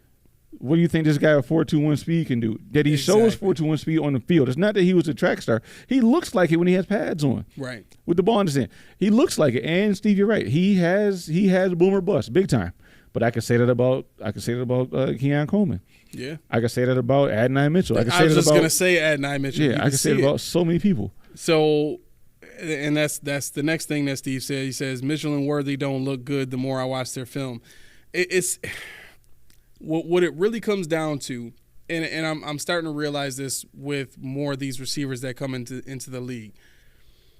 I think the league is full of more good receivers now than there's ever been in the history of the NFL. Mm-hmm. What I really think it comes down to, though, is are these players being put in the right position to succeed in an offense that really accents their abilities well, right? If you look at who Tyreek Hill was, and you might be able to speak to this more so than anybody here, Tyreek Hill in college. Trouble man. I mean, no, he was a later round draft pick than you would think. Transferred, went to a junior college. I mean, he you wouldn't think Tyreek Hill did what you would think he went to Alabama and was a 5-star. No, it wasn't Tyreek Hill at all. Right. So, to me, that's the prime example that I look at when I say you just need to put a guy with the right skill set in the right system, and he will show his value at that point. And Andy Reid was the right dude to do it. He did it with Deshaun Jackson. He did it with Jeremy Maclin. He did it with James Thrash and friggin' Todd Pinkston. I mean, that's a guy that knows how to get players and put them in a position to succeed. Right. that's really all you need. So, I'm simply saying if we got a guy like Worthy and Brady is, Joe Brady is the real deal. He's a real offensive coordinator that knows how to put players in a position to succeed, like he's shown he knows how to do with Curtis Samuel, then I think this is the perfect fit because the Bills in Curtis Samuel, he's a 4-3-1 guy, but he doesn't really play like a 4-3-1 guy. He's not a plotter, but he's not all speed. Right. He's more speed than quickness. I'll put it like that. He's more speed than quickness. Whereas Worthy is speed and quickness. He's got twitch, yeah. You know what I'm saying? That's what you need to add on to the guys that we have here. And again, if they put him on crossing routes, if they put him on motion routes like they were doing with Diggs last season, where kind of like how the Dolphins do, where they kind of give that quasi cheating running start. Right. You know what I'm saying? If they do something like that with Worthy in this offense, even if they ran that in a 12 formation, it's still deadly. Just to get that linebacker stuck, so Dalton Kincaid and Dawson Knox can work. Right. I took the tight end out of I believe it was out of Colt from Washington. I want to say big body guy, and I think that he could definitely contend and make plays. He kind of reminds me of Brandon Pettigrew. Who does? This guy Colt from Washington, tight end that I mock drafted the Bills in like round 6. Okay. So I think love Pettigrew, boy. I love Pettigrew. I loved him. I mean, a big athletic dude, that can run, can get up there and catch it, and is not afraid to use his body. So that I bring that up because I'm listening to you talk about the 12 and the decoy. If Worthy's, he's gonna be a decoy until he just completely shows he shouldn't be. And with that speed, that's hard to do. Right. Because all it takes is one time. Yep. All it takes is one time. Steve says Hill had the skills, just lots of off-field stuff. These Texas dudes have on-field problems playing the position. Well, the thing about Texas is this: Adonai Mitchell transferred from Georgia, where he had a better pre-Texas career than Xavier Legette. But that's not saying much. When you come to 2023. He was still the number 2 guy at Adonai Mitchell. Xavier Worthy was the number 1 over here. He still was, he was still 4th in the Big 12 in receptions. I think 5th in the Big 12 in yards. He was 1st in punt return, so he gives you a special teams component. Who likes special teams? Hint, hint. Even though also, there is no more special. Think about 4.21 speed with the new XFL rules. Right. Think about the fact they can't move and they're 5 yards away from the blockers. Yep. All he needs is he ain't but 170 pounds. Right. All he needs is this much space, and 4.21, it's a wrap. Right. So at the very least, the tools that he possesses, the innate skills that he has, his DNA is going to get him on the field for whoever he plays for. You just where and how, who knows? We just happen to be a team that doesn't have a number 1 wide receiver and don't have a number 2 tried and true receiver unless you're talking about Khalil Shakir. Yeah. Zay Flowers, it got touted later on as probably the best young receiver coming out of that draft class. Yeah. But that wasn't until people got to really see him, in drills and pro day and stuff like that. I don't think Worthy is one of those guys that lost votes coming out of his pro day and combine. I think if anything, he made himself a lot of money, putting in the work that he did at his combine, pro day, and all that kind of stuff. And really, Zay Flowers is one of the reasons why I think Worthy can have success in the league. Zay Flowers, if I'm not mistaken, his numbers weren't that much better than Worthy's in college. No. So if you have a similar skill set, and Zay Flowers is slower than Worthy, but you got 2 guys with a similar skill set. This dude is 6'1", 6'1", 172, yeah. So he's probably like 6 foot 5'11", somewhere around my height. Yeah. Well, let's see, because we can go to the combine. I'll tell you his official.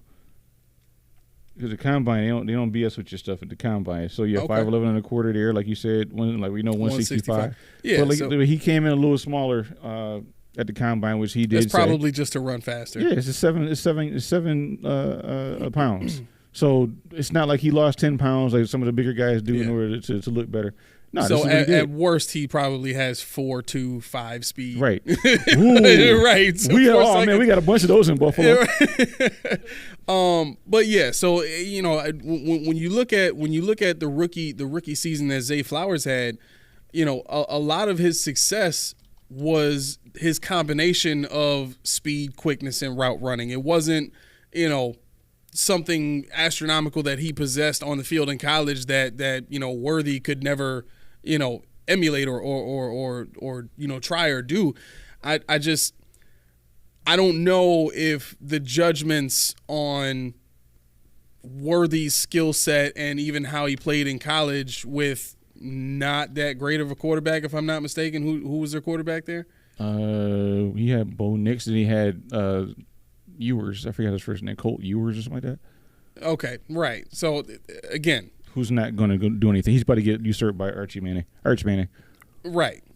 So all of that is to say, had Worthy been on what?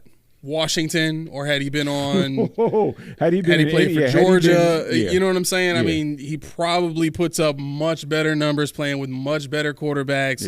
You know, I just we have to take all of this stuff into context when we're talking about a player's ability to become you know, his whatever his best potential is in the league. Mm-hmm. This is what these coaches are looking at. They're not looking at the college tape and saying, oh, this dude was terrible in college, he's going to be terrible here. They're looking at, yo, this guy has got this kind of speed with this kind of quickness and athleticism, and his route running could use a little bit of work, but he's still good enough to win at the NFL level. Now, right.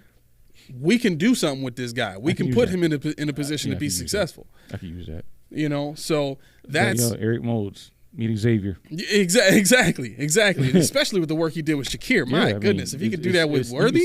You can see it. Oh. You know, and you think about adding, you could, like you always like to do, add weight. You could add 10 pounds of Worthy, he goes to a 4.31. Ooh, boogity.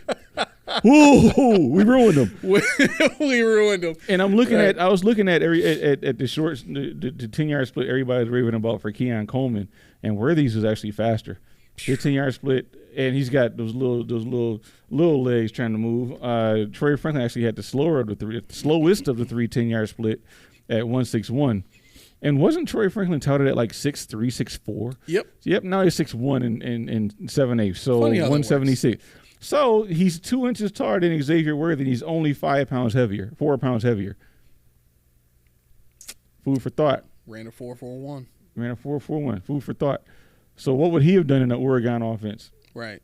With Nix, and what would he have done in Colorado? These are his numbers here. Yeah, that's Troy Franklin. 25 touchdowns in 3 seasons. Yep. And he had 14 last year. Man, listen. Yeah, so what would Worthy have done with Deion Sanders or somebody like that with Shador throwing the ball? They had nobody else over there. He could outrun everybody. Exactly. And it wasn't even the SEC. That's what is that? Is that Mountain West? Whatever that is, whatever their conference is, it's a lower standard. Right. So I'm telling you, I mean, Steve, you could be completely right, and don't at me, bro. If you are, you can. It's fine. He gonna bust through the camera. I told you. He gonna come to the door. You're the one. But no, I just think, like you said, I see a use for that kind of player that we never had. Hey, look at Josh Allen. He had buzzard all over him when he came out of Wyoming. Right. Now we're talking about him being the second or third best. You never know. Yeah. Getting him in the right system, you never know. Yep, that's all it takes. Mm-hmm. That's all it takes is somebody having an idea of how to use you and having it work. Let them use you, Bartholomew. Changes the game. So let's go a little bit further into because the team needs a lot, and you said you wanted to get into I was ready to break off into that. Yeah. So do I even remember where I got the graphic from? No. However, it doesn't matter. What does matter is I have the graphic, and I want you to take a look at it. Oh, boy. Buffalo Bills defense, they got the starting lineup. Okay? So I'll read it off for you guys. Left defensive end, Greg Rousseau. Left defensive tackle, Daquan Jones. Right defensive tackle, Ed Oliver. Right defensive end, A.J. Epinesa. Slot, Taron Johnson. Terrell Bernard middle. Matt Milano, weak. Rasul and Benford at cornerback. Mike Edwards and Taylor Rapp at safety. Do we feel like, yes, put it in concrete, we there? Looking at this. Now, question one. Why are we so confident to say that Von Miller is going to be backing up A.J. Epinesa? Yeah, that was the first thing I'm looking. I'm like, A.J. Epinesa is a starter? I was hoping you were going to say that. And listen, Epinesa's my dude, but he's starting over Miller? Yeah, I mean, I guess they really think that Von is just washed. Not the Bills per se, but whoever made this graphic. To me, it's still Von Miller's job to lose. If he comes out and plays like poo-poo like he did last year, okay. So the Bills didn't put this out? No, this is. I don't even know who that logo is, honestly. I've seen it before. Yeah, I have. I don't remember who it is. I don't know. Rumblings. I don't know. But actually, isn't Rumblings the one that folded? Buffalo Rumblings? I think so. I didn't know that. One of them folded, and I thought it was a joke because I follow a lot of the guys on X, and they were like, of course you guys probably heard by now. I'm like, yeah, okay, whatever. And no, they were serious. I said, oh, wow. Oh, so I'm glad we're a sole proprietor. Falling off by the wayside. Yeah. But yeah, I mean, Epinesa, of course, I had to. I had to. Yeah. No, it just got big. It's fine. Oh, okay. It's right there. So I had to take a look and see what we got on good old Pro Football Focus. And I signed in, but you don't want to let me be great. Matter of fact, I do have a sign in over here. So, Pro Football Focus, A.J. Epinesa.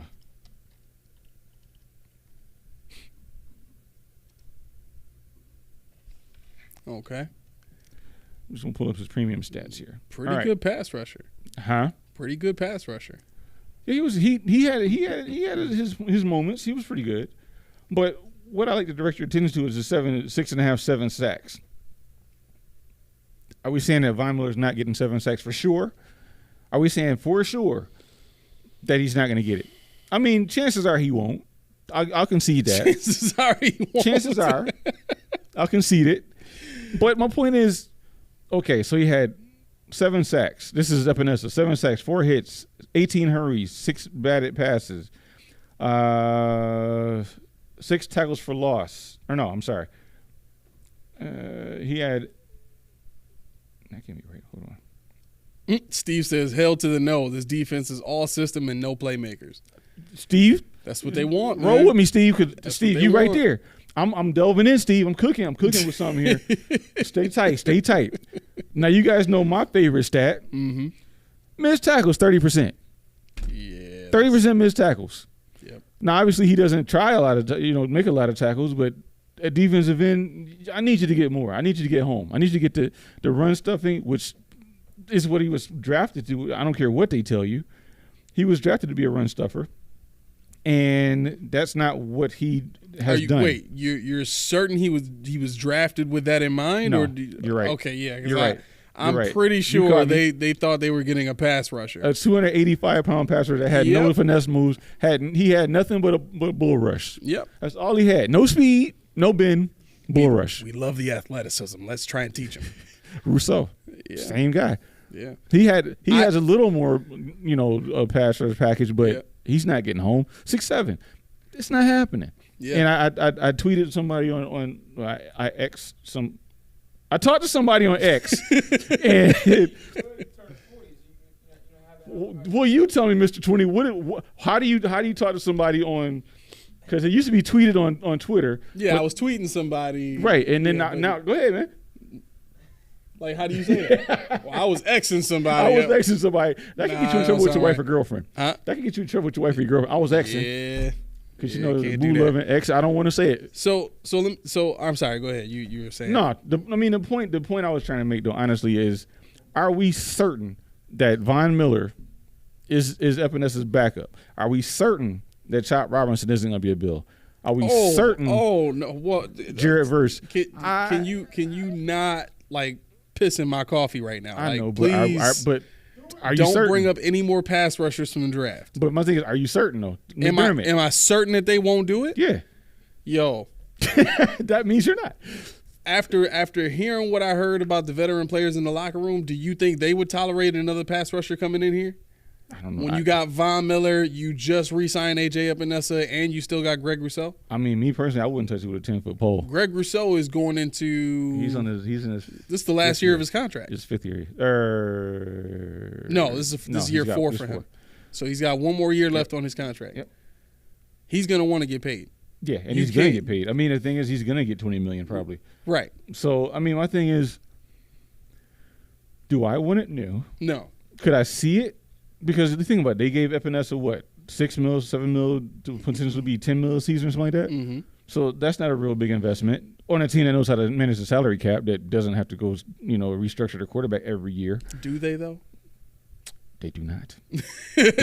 I mean, we gotta like the reason the team is in this bad a shape now is because of all of the cap work that they've done over the last 6 years. All the cap work and all the mismanagement, And actually, and I said it when we were talking about this. Is just backtracking about Diggs again.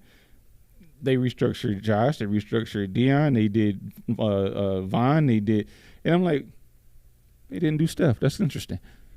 Very interesting. Yeah. Steph probably said, if you do it, you did, man. You did, man. No, but that's probably what he meant when he said ready for whatever. Yeah, I'm ready for whatever. And you talking to the Texans? All right, I'm ready for whatever. And come on with it. I'm glad you mentioned that because I said I was going to tell you about the tweet. Oh yeah. He liked. Now, if you look at a lot of X, people just heart everything. Anything that's written heart, and they may respond, and may not. Mm-hmm. The original, the trunk of the text, the tweet was R.I.P. Tay. R.I.P. Tay. Tay. This was, I'm thinking in regards to Vontae. Oh, okay. So that goes on to, somebody say Bills low-key got the worst fan base, y'all bitter as F in the comments. And Stefon Diggs probably just heard it. No, they are bitter. They were bitter in the comments. Right. I mean, look at everything that's been said about the dude since he left. Oh, well, he sucked in the playoffs and he doesn't. Like, he didn't say you right. He didn't say, I know. He didn't say, yo, F them cats. He didn't say, we're better over here. He didn't say Buffalo's a trash. He just hearted it. And once again, you can't let the man walk quietly out the door. You got to blow everything up. Right. And make a mountain out of a molehill. Again. Do you see the trend? Yep. This is the Buffalo trend here. So, how are you going to handle when we get a marquee player? How are you going to handle when we get a player with some kind of baggage? Are you going to vilify him the first chance you get? Are you gonna just mind your own business? How about you handle your own affairs? Because I'm sure half the people that vilified him probably got some skeletons in their closet too. No Diddy. Pun intended. I think we're getting in trouble here. Steve writes in, the reason I'm here is because every content creator talks about drafting defensive linemen, offensive line, secondary, using neck beard, coping, nerd stat language. Please don't go in that direction. I'm not gonna use no stat language, Steve. I promise you. Just don't talk bad about my man. You are a stat nerd. I will say that. I am a stat nerd. But see, the thing is, when we first started the show, I was really big on stats, but when Steve said why this is his fault. Steve said he said Worthy's got bust out. So I had to bust out the book. I had to crack open the book there. But no. Whoa, take it easy there, boy. But no. He called me on my name. No, no, I don't think he was talking about you specifically. He's just saying, that, and we notice it too. Most of the podcasts that talk about the Bills, they're not as wet as we are. No, I did it just for him. I did it just for. I was like, look right over there. He losing it. He losing it now. We got him. But no, okay. So I'll give you this then. If you're looking at going back to Epinesa versus the field, Epinesa shouldn't win. Steve, you agree, right? I believe you agree with that. But that doesn't preclude, and I'm not going to go into defensive ends and all that stuff because I don't want to use my number one on a defensive end. I took Mohamed Kamara in the 4th round. I took Johnson. I forget his first name, Jalen Johnson, whatever his name, in the 7th round. I took guys late to be developed. Right. But I'm not interested in defensive end. There's no offensive lineman at 28 that I'm caring about right now. I don't want to hear about Burton. I don't want to hear about JPJ. I don't want to hear about any of you guys are not going to make it to 28 because if they make it to 28, something wrong with them, and I don't want them. What was the other one he said? Is it defensive back? Defensive line, offensive line, secondary. Yeah, I mean, who's in the secondary we're looking at 28? I mean, you got your boy Nate Gary looking at Cooper DeG. Yeah, I saw that, and he got trashed for that. Did he really? Got trashed for that. Good. He needed to be. I mean, in a world where we still had Diggs, I would be willing to listen to it, as opposed to reaching. But 2 things to that: DeJohn's not making it to 28, and secondly, okay. I mean, let me put it like this. I think this is the time of year where, and you've never been this way, right? And you're still not. But I see a lot of people try to put on this, smarter than thou cap of, my draft knowledge and, right. What I've studied and what I've seen and all that kind of stuff. Like, you've always done that research and that diving into stuff solely for the purpose of you hoping to get the guys that you like out of the draft onto the Bills. Right. Like, that's the only reason you even care about the draft is because you already were watching college and there's guys that you like there that you want on the Bills because you know what they could do for the Bills. Right.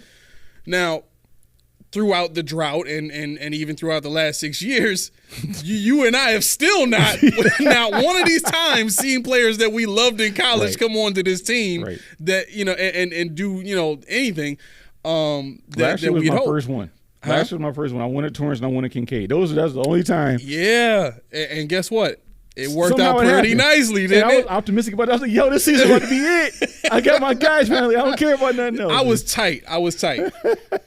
Steve says, I'm not naming names. Aaron on cover 1, Nickel City Mafia, garbage mindset.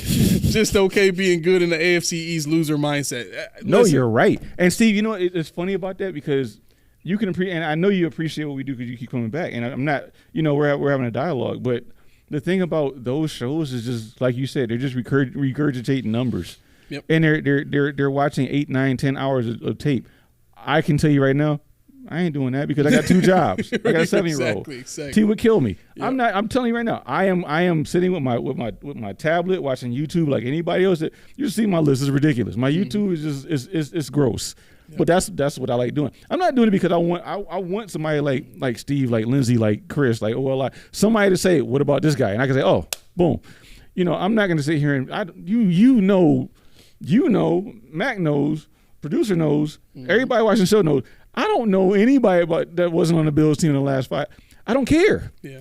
I mean, I don't know coaches. I don't know GM. I only care about one team. I only care about this one here that plays in our backyard.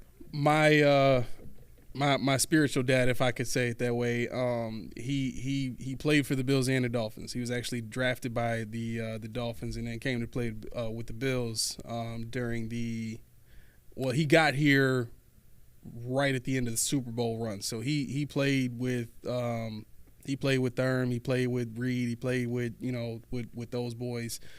So that's kind of my background in terms of and I watched a lot of football and stuff like that, you know what I mean? But being able to be around him and think the game, the way that he thinks it and see the game the way he sees it, it's very different than a lot of the ways that I thought the game was, thought out and played. So, when I talk about the game of football, when I talk about, what I see in players and what I think goes on behind the scenes, I mean, that's kind of the perspective that I'm coming from is from, someone who actually played and lived, the NFL life. So, I do think that's what kind of gives us the leg up, you know what I'm saying? Just in terms of, your perspective, my perspective. And it's not to toot our own horn, but No. Steve Steve, and I think outside looking in said that's the same reason he's here too. We talk a lot about things that people would say are conjecture, but every sports show does conjecture. That's just what they do. Nobody has all the facts. Nobody's ever going to get all the facts. Yep. So all we have is the tea leaves and connecting dots, right? But past all that, and I want to get to a what is Rich talking about? He said the media is on hard drugs to think that Miami and or Jets will be over us this year. LOL. King McDermott and God Bean cannot be disrespected. Ha ha. He was close. He was listen, close. bro. I'm Rich. He was close. You my guy. You my guy. Listen, you my guy. Please don't do this. Please don't do this. All right. Look, I know this is a Bills show, but right now, I got the Bills coming in second place behind the Jets. Man, the Jets? Behind the Jets. I don't think the Dolphins, Nah. they've been exposed. I'll put it that way. They've been exposed. They don't have the same defensive coordinator. They can't seem to find a defensive coordinator that knows what to do with the talent they have on defense. The talent on defense they have is diminished now compared to what they had last year. They just brought back Xavier Howard because they couldn't find anybody better than him. And he's gonna be hurt again this year, right? So I don't respect the Dolphins in terms of them being able to take the division. All of our schedules are going to be extremely difficult this year. The entire AFC East, the teams that we have to play, it's going to be extremely tough. On top of that, you bring back now Aaron Rodgers. And having the protection of a Tyron Smith playing left tackle to behind him, I'm sorry, like that is a game changer right there. Never mind the Hassan Reddick trade or signing or whatever it was. Just them having a left tackle is a game changer. The Bills do not have, Von Miller included, they don't have anybody that's going to consistently beat just that one guy. They've done the work to bolster their offensive line. They have protection for Rodgers now. Rodgers has his weapons there, right? He has he already had a running game with Breece Hall. So I'm sorry. Defensively, I don't know what the Bills are going to do to stop that offense. I really don't. And defensively, I'm sorry. And offensively, if they don't get a playmaker, what are they going to do against that defense? You got two of the top 5 corners in the league on that team, according to Pro Football Focus. So, I just outside looking in, when does our schedule drop? I need to see when the Bills come back to Seattle. I think we do play them. The schedule usually comes out in August. I have no idea. Let me look that up right now. Yeah, but I mean, I think in terms of our team, the value for 28 is going to be wide receiver for us. I mean, there's really no other way to do it. I think DeJean, like I said, I believe that's where we left off.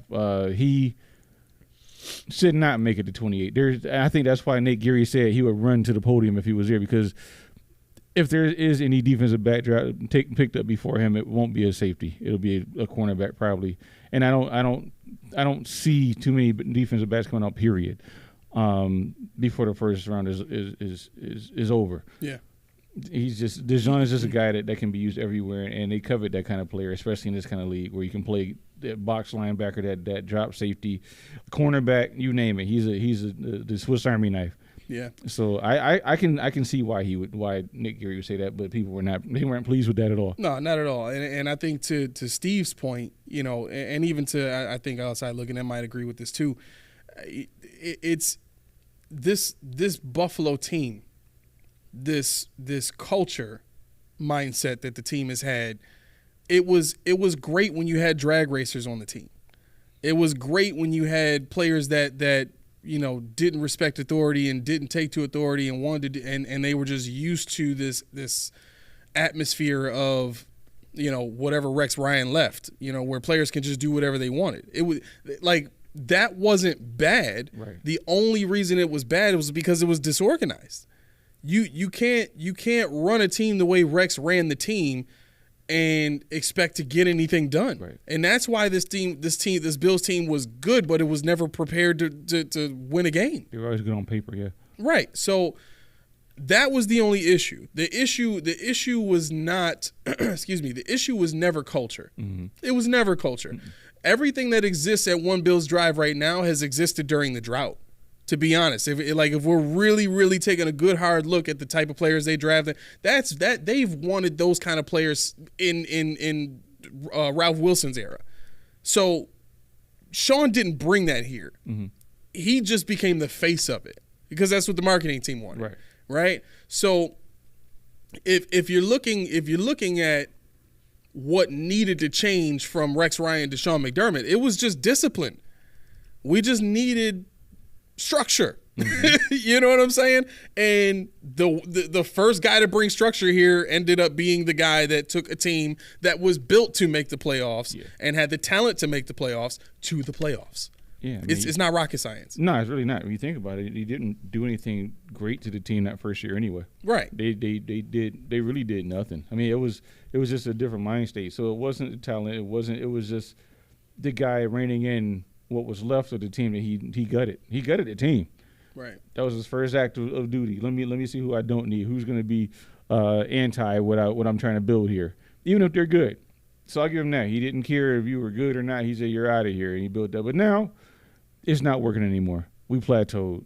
You got to get at least one or two guys in there. You got to trust yourself to be able to coach somebody that's Tomlin said that's uncoachable. Yeah. You got to reach out, and everybody's not going to fall in line the way Josh Allen did. You're so lucky he did. You're so lucky he did. Right. Outside looking in, you're probably – so word is you're looking at Thursday, May 9th for NFL schedule release. Let me see. Steve writes in, the Jets will self-destruct. The Dolphins are going to Tua. New England is rebuilding, but winning the AFC East is nothing special. This team need to be judged in the playoffs. Who cares about the AFC East title? Right. Yeah. Right. Yeah. I mean, I couldn't care less anymore. Yeah, exactly. I think I was just kind of speaking to, the Jets potentially being as good as they might be, just from the standpoint of their ability to affect the Bills' playoff position. Right. I'll put it like this. If the Bills do not get a playmaker at receiver on this team, I think they're going to be very hard-pressed. I was talking about this with my spiritual dad who played in the NFL. We clocked the Bills this year with the teams that they're going to play. I had them at 8 and 9. I'll go exercise. Huh? You already did the exercise. Now I got to bring money on money. I'll pull it up real quick. We got a few minutes, right? Yeah, but I wanted to go through. While you're pulling it up. So the rest of it, to fill out the back end of this, I was cool with the linebacker Milano. I was cool with Bernard. Obviously, I'm cool with Benford. I'm cool with Douglas being over there. But are we good? 100% good with Mike Edwards and Taylor Rapp being our no. And that's the thing. So you're replacing Micah Hyde and Jordan Poyer, who is the best safety tandem the NFL has seen in a good while, with Taylor Rapp, who's coming back on another contract. He's got 3 years this time, and Mike Edwards, who started 14 games or 20 games or whatever he started, and we're good. We're set. Nah, like I said, we're looking at maybe not Cooper DeShawn, but you're looking at Cam Kinchins. You're looking at your guy James Williams. You're looking at Tyler Nubin. Maybe they can't draft a safety in the first 2 rounds. No. But see, the thing is, Kinchins is third probably, and James Williams is fourth to fifth. Nubin is. They take both of those dudes, I'll be happy. Well, yeah. I mean, Steve, did you look at Nubin yet? Rich wrote in, LOL. What if they win the Super Bowl with this roster? You see all of this? It's coming off. Gone. He already said that. He's coming off. That's the bet. Smooth Anybody else want a piece of that action? I got chicken wings for y'all if y'all want. I can't grow a beard anyway, so I don't want to take mine off. I have. It's a struggle beard. It's a struggle beard. It's all right. It's a struggle beard. All right. Outside looking in says, whatever team wins us the Super Bowl, I would love the most, even if Diddy was on the team. No Diddy. That's bad. Who said that? OLI? Yeah. I knew it. All right, 2024 opponents. All right, let's run through this real quick. See what you say. Right. Okay. Now, I had them at 8 and 9. Okay, and this is what the current roster. No draft picks. No Correct. anticipated draft. Ooh, okay. As currently constructed. Okay. Okay. Home opponents. Jaguars. Jaguars. I think we could beat the Jaguars. I agree with that. Yeah, I think Gabe Davis coming to town. Yeah. I think they'll want to make him pay for thinking he can go to the Jaguars and have everything be all right. Tennessee Titans. Tennessee. That's got to be a dub. I was gonna say Levis and and what's the guy from well, Dallas? they got Calvin Ridley and DeAndre Hopkins, but they have no defense. Hopkins is on AARP right now, so it's all good. Yeah, we'll say 2 there. Okay, so 2 wins. Arizona Cardinals. That's got to be 3 wins. Okay, all right. Now here's where it gets interesting. 49ers. I'll put that right there. Okay, so you got the loss. Okay. All right. So you 3 and 1 there. Kansas City Chiefs. This is regular season in Buffalo. Mm-hmm. I'm feeling froggy. Let's put that over here. Whoa! Let's put that over here. Put that as a win. 4 wins. I'm feeling froggy. Okay. Miami Dolphins, Patriots, and Jets. That's his home, right? Mm-hmm. Okay, so Miami Dolphins, Patriots, home, and Jets. Yo, I predicted we were going to stomp the Jets out in the home opener last year. I'm never going to let that down. You know what? I'm gonna run off. Well, this is nowhere. I'm gonna run off 3. I'm gonna run off. It's gonna be 7 right there. 7 and 1 out of it so far. Say it again. 7 and 1 so far. I gave us all 3 of those wins at home. Whoa. Okay. All right. Obviously, it's not in order. So, guys, when we don't start 7 and 1 in the season, don't say I said we were going to start off 7 and 1. Your record is going to be way better than mine then. All right. So, away teams. Ready? Mm-hmm. Colts. 7 and 2. Okay. Texans.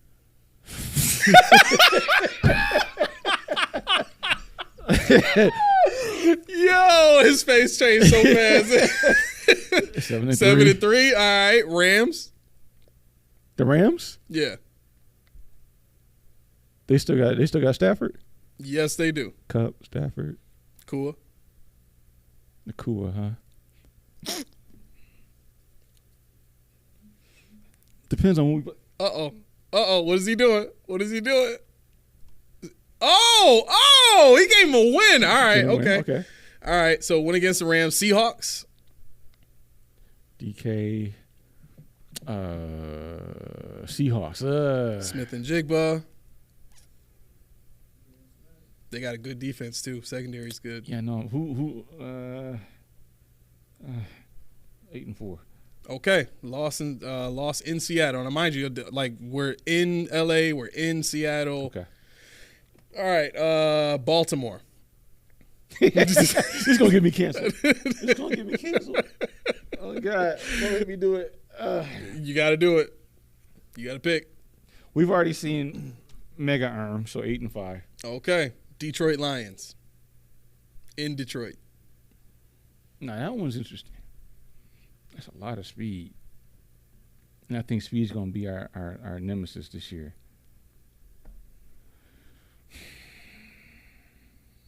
Bro, if you don't what's their defense look like?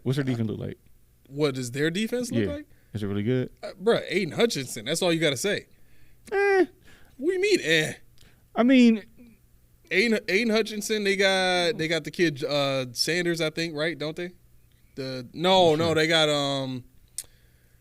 the dude Jack something. Okay. Oh yeah, the linebacker. Yeah. Jack Campbell. Yep. You know what? Whoa, you give him a win in Detroit? No, I disagree with that. I know you do. All right. That's your boy. Ben Johnson. Yep. I think Ben Johnson gonna rip a hole through this defense. I think it will be a shootout. I could see Josh getting busy on him though. I can see that. Even though I don't know their defense that well, I could see them getting busy on it. Because the thing is, if you would have said they had another Aiden Hutchinson on the other side, that's where Josh has issues. When there's more than one but they got a rusher. defensive tackle that can pass rush too. Well, see, it's got to be a bookend for Josh. See, Josh, if he can get out of the pocket one way or the other, he's good. But once he has to step up, that's when he has mistakes. That's when when he steps up in the pocket. He's like, I got to run. Gets flustered. Okay. All right. And then, of course, Dolphins, Patriots, Jets. Dolphins, Patriots, Jets. I'm going to split it. I'm going to end up with 11-6. Wow, you being real nice. Man, how many of y'all agree with that? 11-6. I had him at 8-9. But see the thing, okay, this is too. Do we have 11-6. I think that's like. Well, the thing is, we're not in order. A lot of it has to do with, are we coming off a road game? Are we coming off a home game? Is somebody coming from London? Somebody coming from Germany? Yeah. So this is probably going to change, but just on the strength of just teams, I think we could get, in a vacuum, 11 wins. But all things considered, when you get the draft, when you get the rest of the free, because being said, after the draft, don't be surprised if I do something crazy. He said that? Yeah. Yeah. Don't be surprised if I do something crazy. Well, he said basically he didn't say. No, I'm not saying he said that. Right. But it came on an article. An article came out today. Actually, I wasn't going to talk about. I was going to mention where some prognosticators said that Michael Gallup to Buffalo after the draft. Yeah, last 2 years probably evidence of that. Steve says, "Here's a prediction: someone's getting season-ending injury in Detroit. Bet the over." Yeah, that's probably right. Let's see. Before that, Steve said, "I wish we just win 2 games against the Dolphins and McDermott gets fired." Got to be the Dolphins, though, huh? Got to be the Dolphins. Yeah, but most likely we will win the AFC East no matter what and fold like a chair after the wild card window is broken, not open. Man, outside looking in agrees with you. He says best case 11-6, worst case 5-12. Damn. Damn, that is, man, it's way on the opposite side of the spectrum. Sheesh. Go all or go home. You're right. Rich said we're gonna be 12-5. Watch. Rich said 12-5. So, man, that you and Rich got some hope. Evidently, y'all got some hope, man. I tell you what, though, the draft is gonna tell a lot about what the Bills want to do this season, because part of the Diggs trade has to be some form of concession to say, you know, we don't think we have a shot to win the Super Bowl this year. Right? And if we don't think that we have what it takes or have enough talent to win a Super Bowl, do we really need to go deep into the playoffs? Do we really need to invest in all of that? So I think if you see wide receiver, if you see, you know, some type of offensive playmaker, it has to be wide receiver. It has to say, what else could it be? Yeah, I mean, maybe you can't get away with tight end. Did you hear the guy that said we're going to trade him for Rockers, the tight end from Georgia? He said we should trade up to like 6 and get the tight end from Georgia on One Bills Live. Did somebody chop him in the throat? Steve entertained it. He entertained it. I mean, he didn't say he agreed, but he indulged the conversation. I was like, I almost dropped it because I was lifting weights, and I almost dropped the weight and walked out the gym when I heard that. I'm like, again? To 6? You're ready to mortgage this year and next year's draft for a tight end, of which it would be the third one on the team? But the 12 formation, think of what they could do. And it would have to be 13 at that point. Hell, 14. It would have to be 14. It would be Gilliam. No, not Gilliam. What's his name? What's the guy's name? The other tight end. You got Knox. You got Kincaid and Morris. Okay. So you can run a 14. Morris, those two, and take Rockers. Yeah, let's do it. Just freaking trade Pittsburgh for Darryl Washington. They ain't using them anyway. Why did we draft? Well, we could have done. Yeah, that would have made my head. We could have had both of them. That would have made my head spin. You would have died. You would have been unalive. I would have died happily. Yeah, that day it would have happened because 2 tight ends back to back. You know how I feel about back to back double ups. I mean, there's nothing bad that can come of that. Let's ask Basham and wait, was it Basham and Rousseau? And it was Spencer Brown and Tommy Doyle. Yeah, same draft. How is that not fireable? Like, there's no creativity at all in that draft. Half the stuff that's been done in the last since the AFC Championship game is fireable. Yeah, all of it. Yeah, I mean, like I said, I put our draft picks. My mock up there. Let me know what you think, guys. And hey, if you want to have further conversations, find me on social media. I'll be at work, doing a lot of productive stuff, I'm sure, at some point. Whatever. So holla at me. We'll talk. All right. With that being said, let's get your raffle tickets out. Whoever's betting the over, you're going to be wrong today. Rich said James Cook is your playmaker. Watch how he explodes on the Rich is for that bad. Bruh, he said, watch how he explodes on the NFL. No diddy. Nothing from the young guy? Nope. Okay.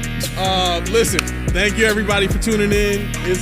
No, I can't pause. No, I got 60 seconds left. Listen, thank you everybody for tuning in. It's a Thursday. I know this is a different day. However, we need to, make this work. We're gonna make it work. Yep, I'll put an announcement out anytime we need to change the days. No, outside looking in, I'm not going over. Basketball Truth and Knowledge, my oldest son, Junior, he's got his own podcast. If you like everything basketball, definitely check him out. He's growing by the day. Other than that, listen, this coming Monday? No, 2 Mondays from now. 2 Mondays from now, we're going to be doing our mock drafts, our actual real life Brandon Bean, Sean McDermott, and Jim Overdorf. All right, so we're going to make that work. So definitely look forward to that. I've been putting pressure on the guys to do the shorts. Outside looking in, I know you've been looking for shorts, so let's keep putting pressure on them to get that done. With that being said, please like, subscribe, share, make that thing. All right, this has been the Post Podium Podcast, home of the all truth, no sodium takes. I've been your co-host Aramis. It's Key. And we are out of here. See y'all later.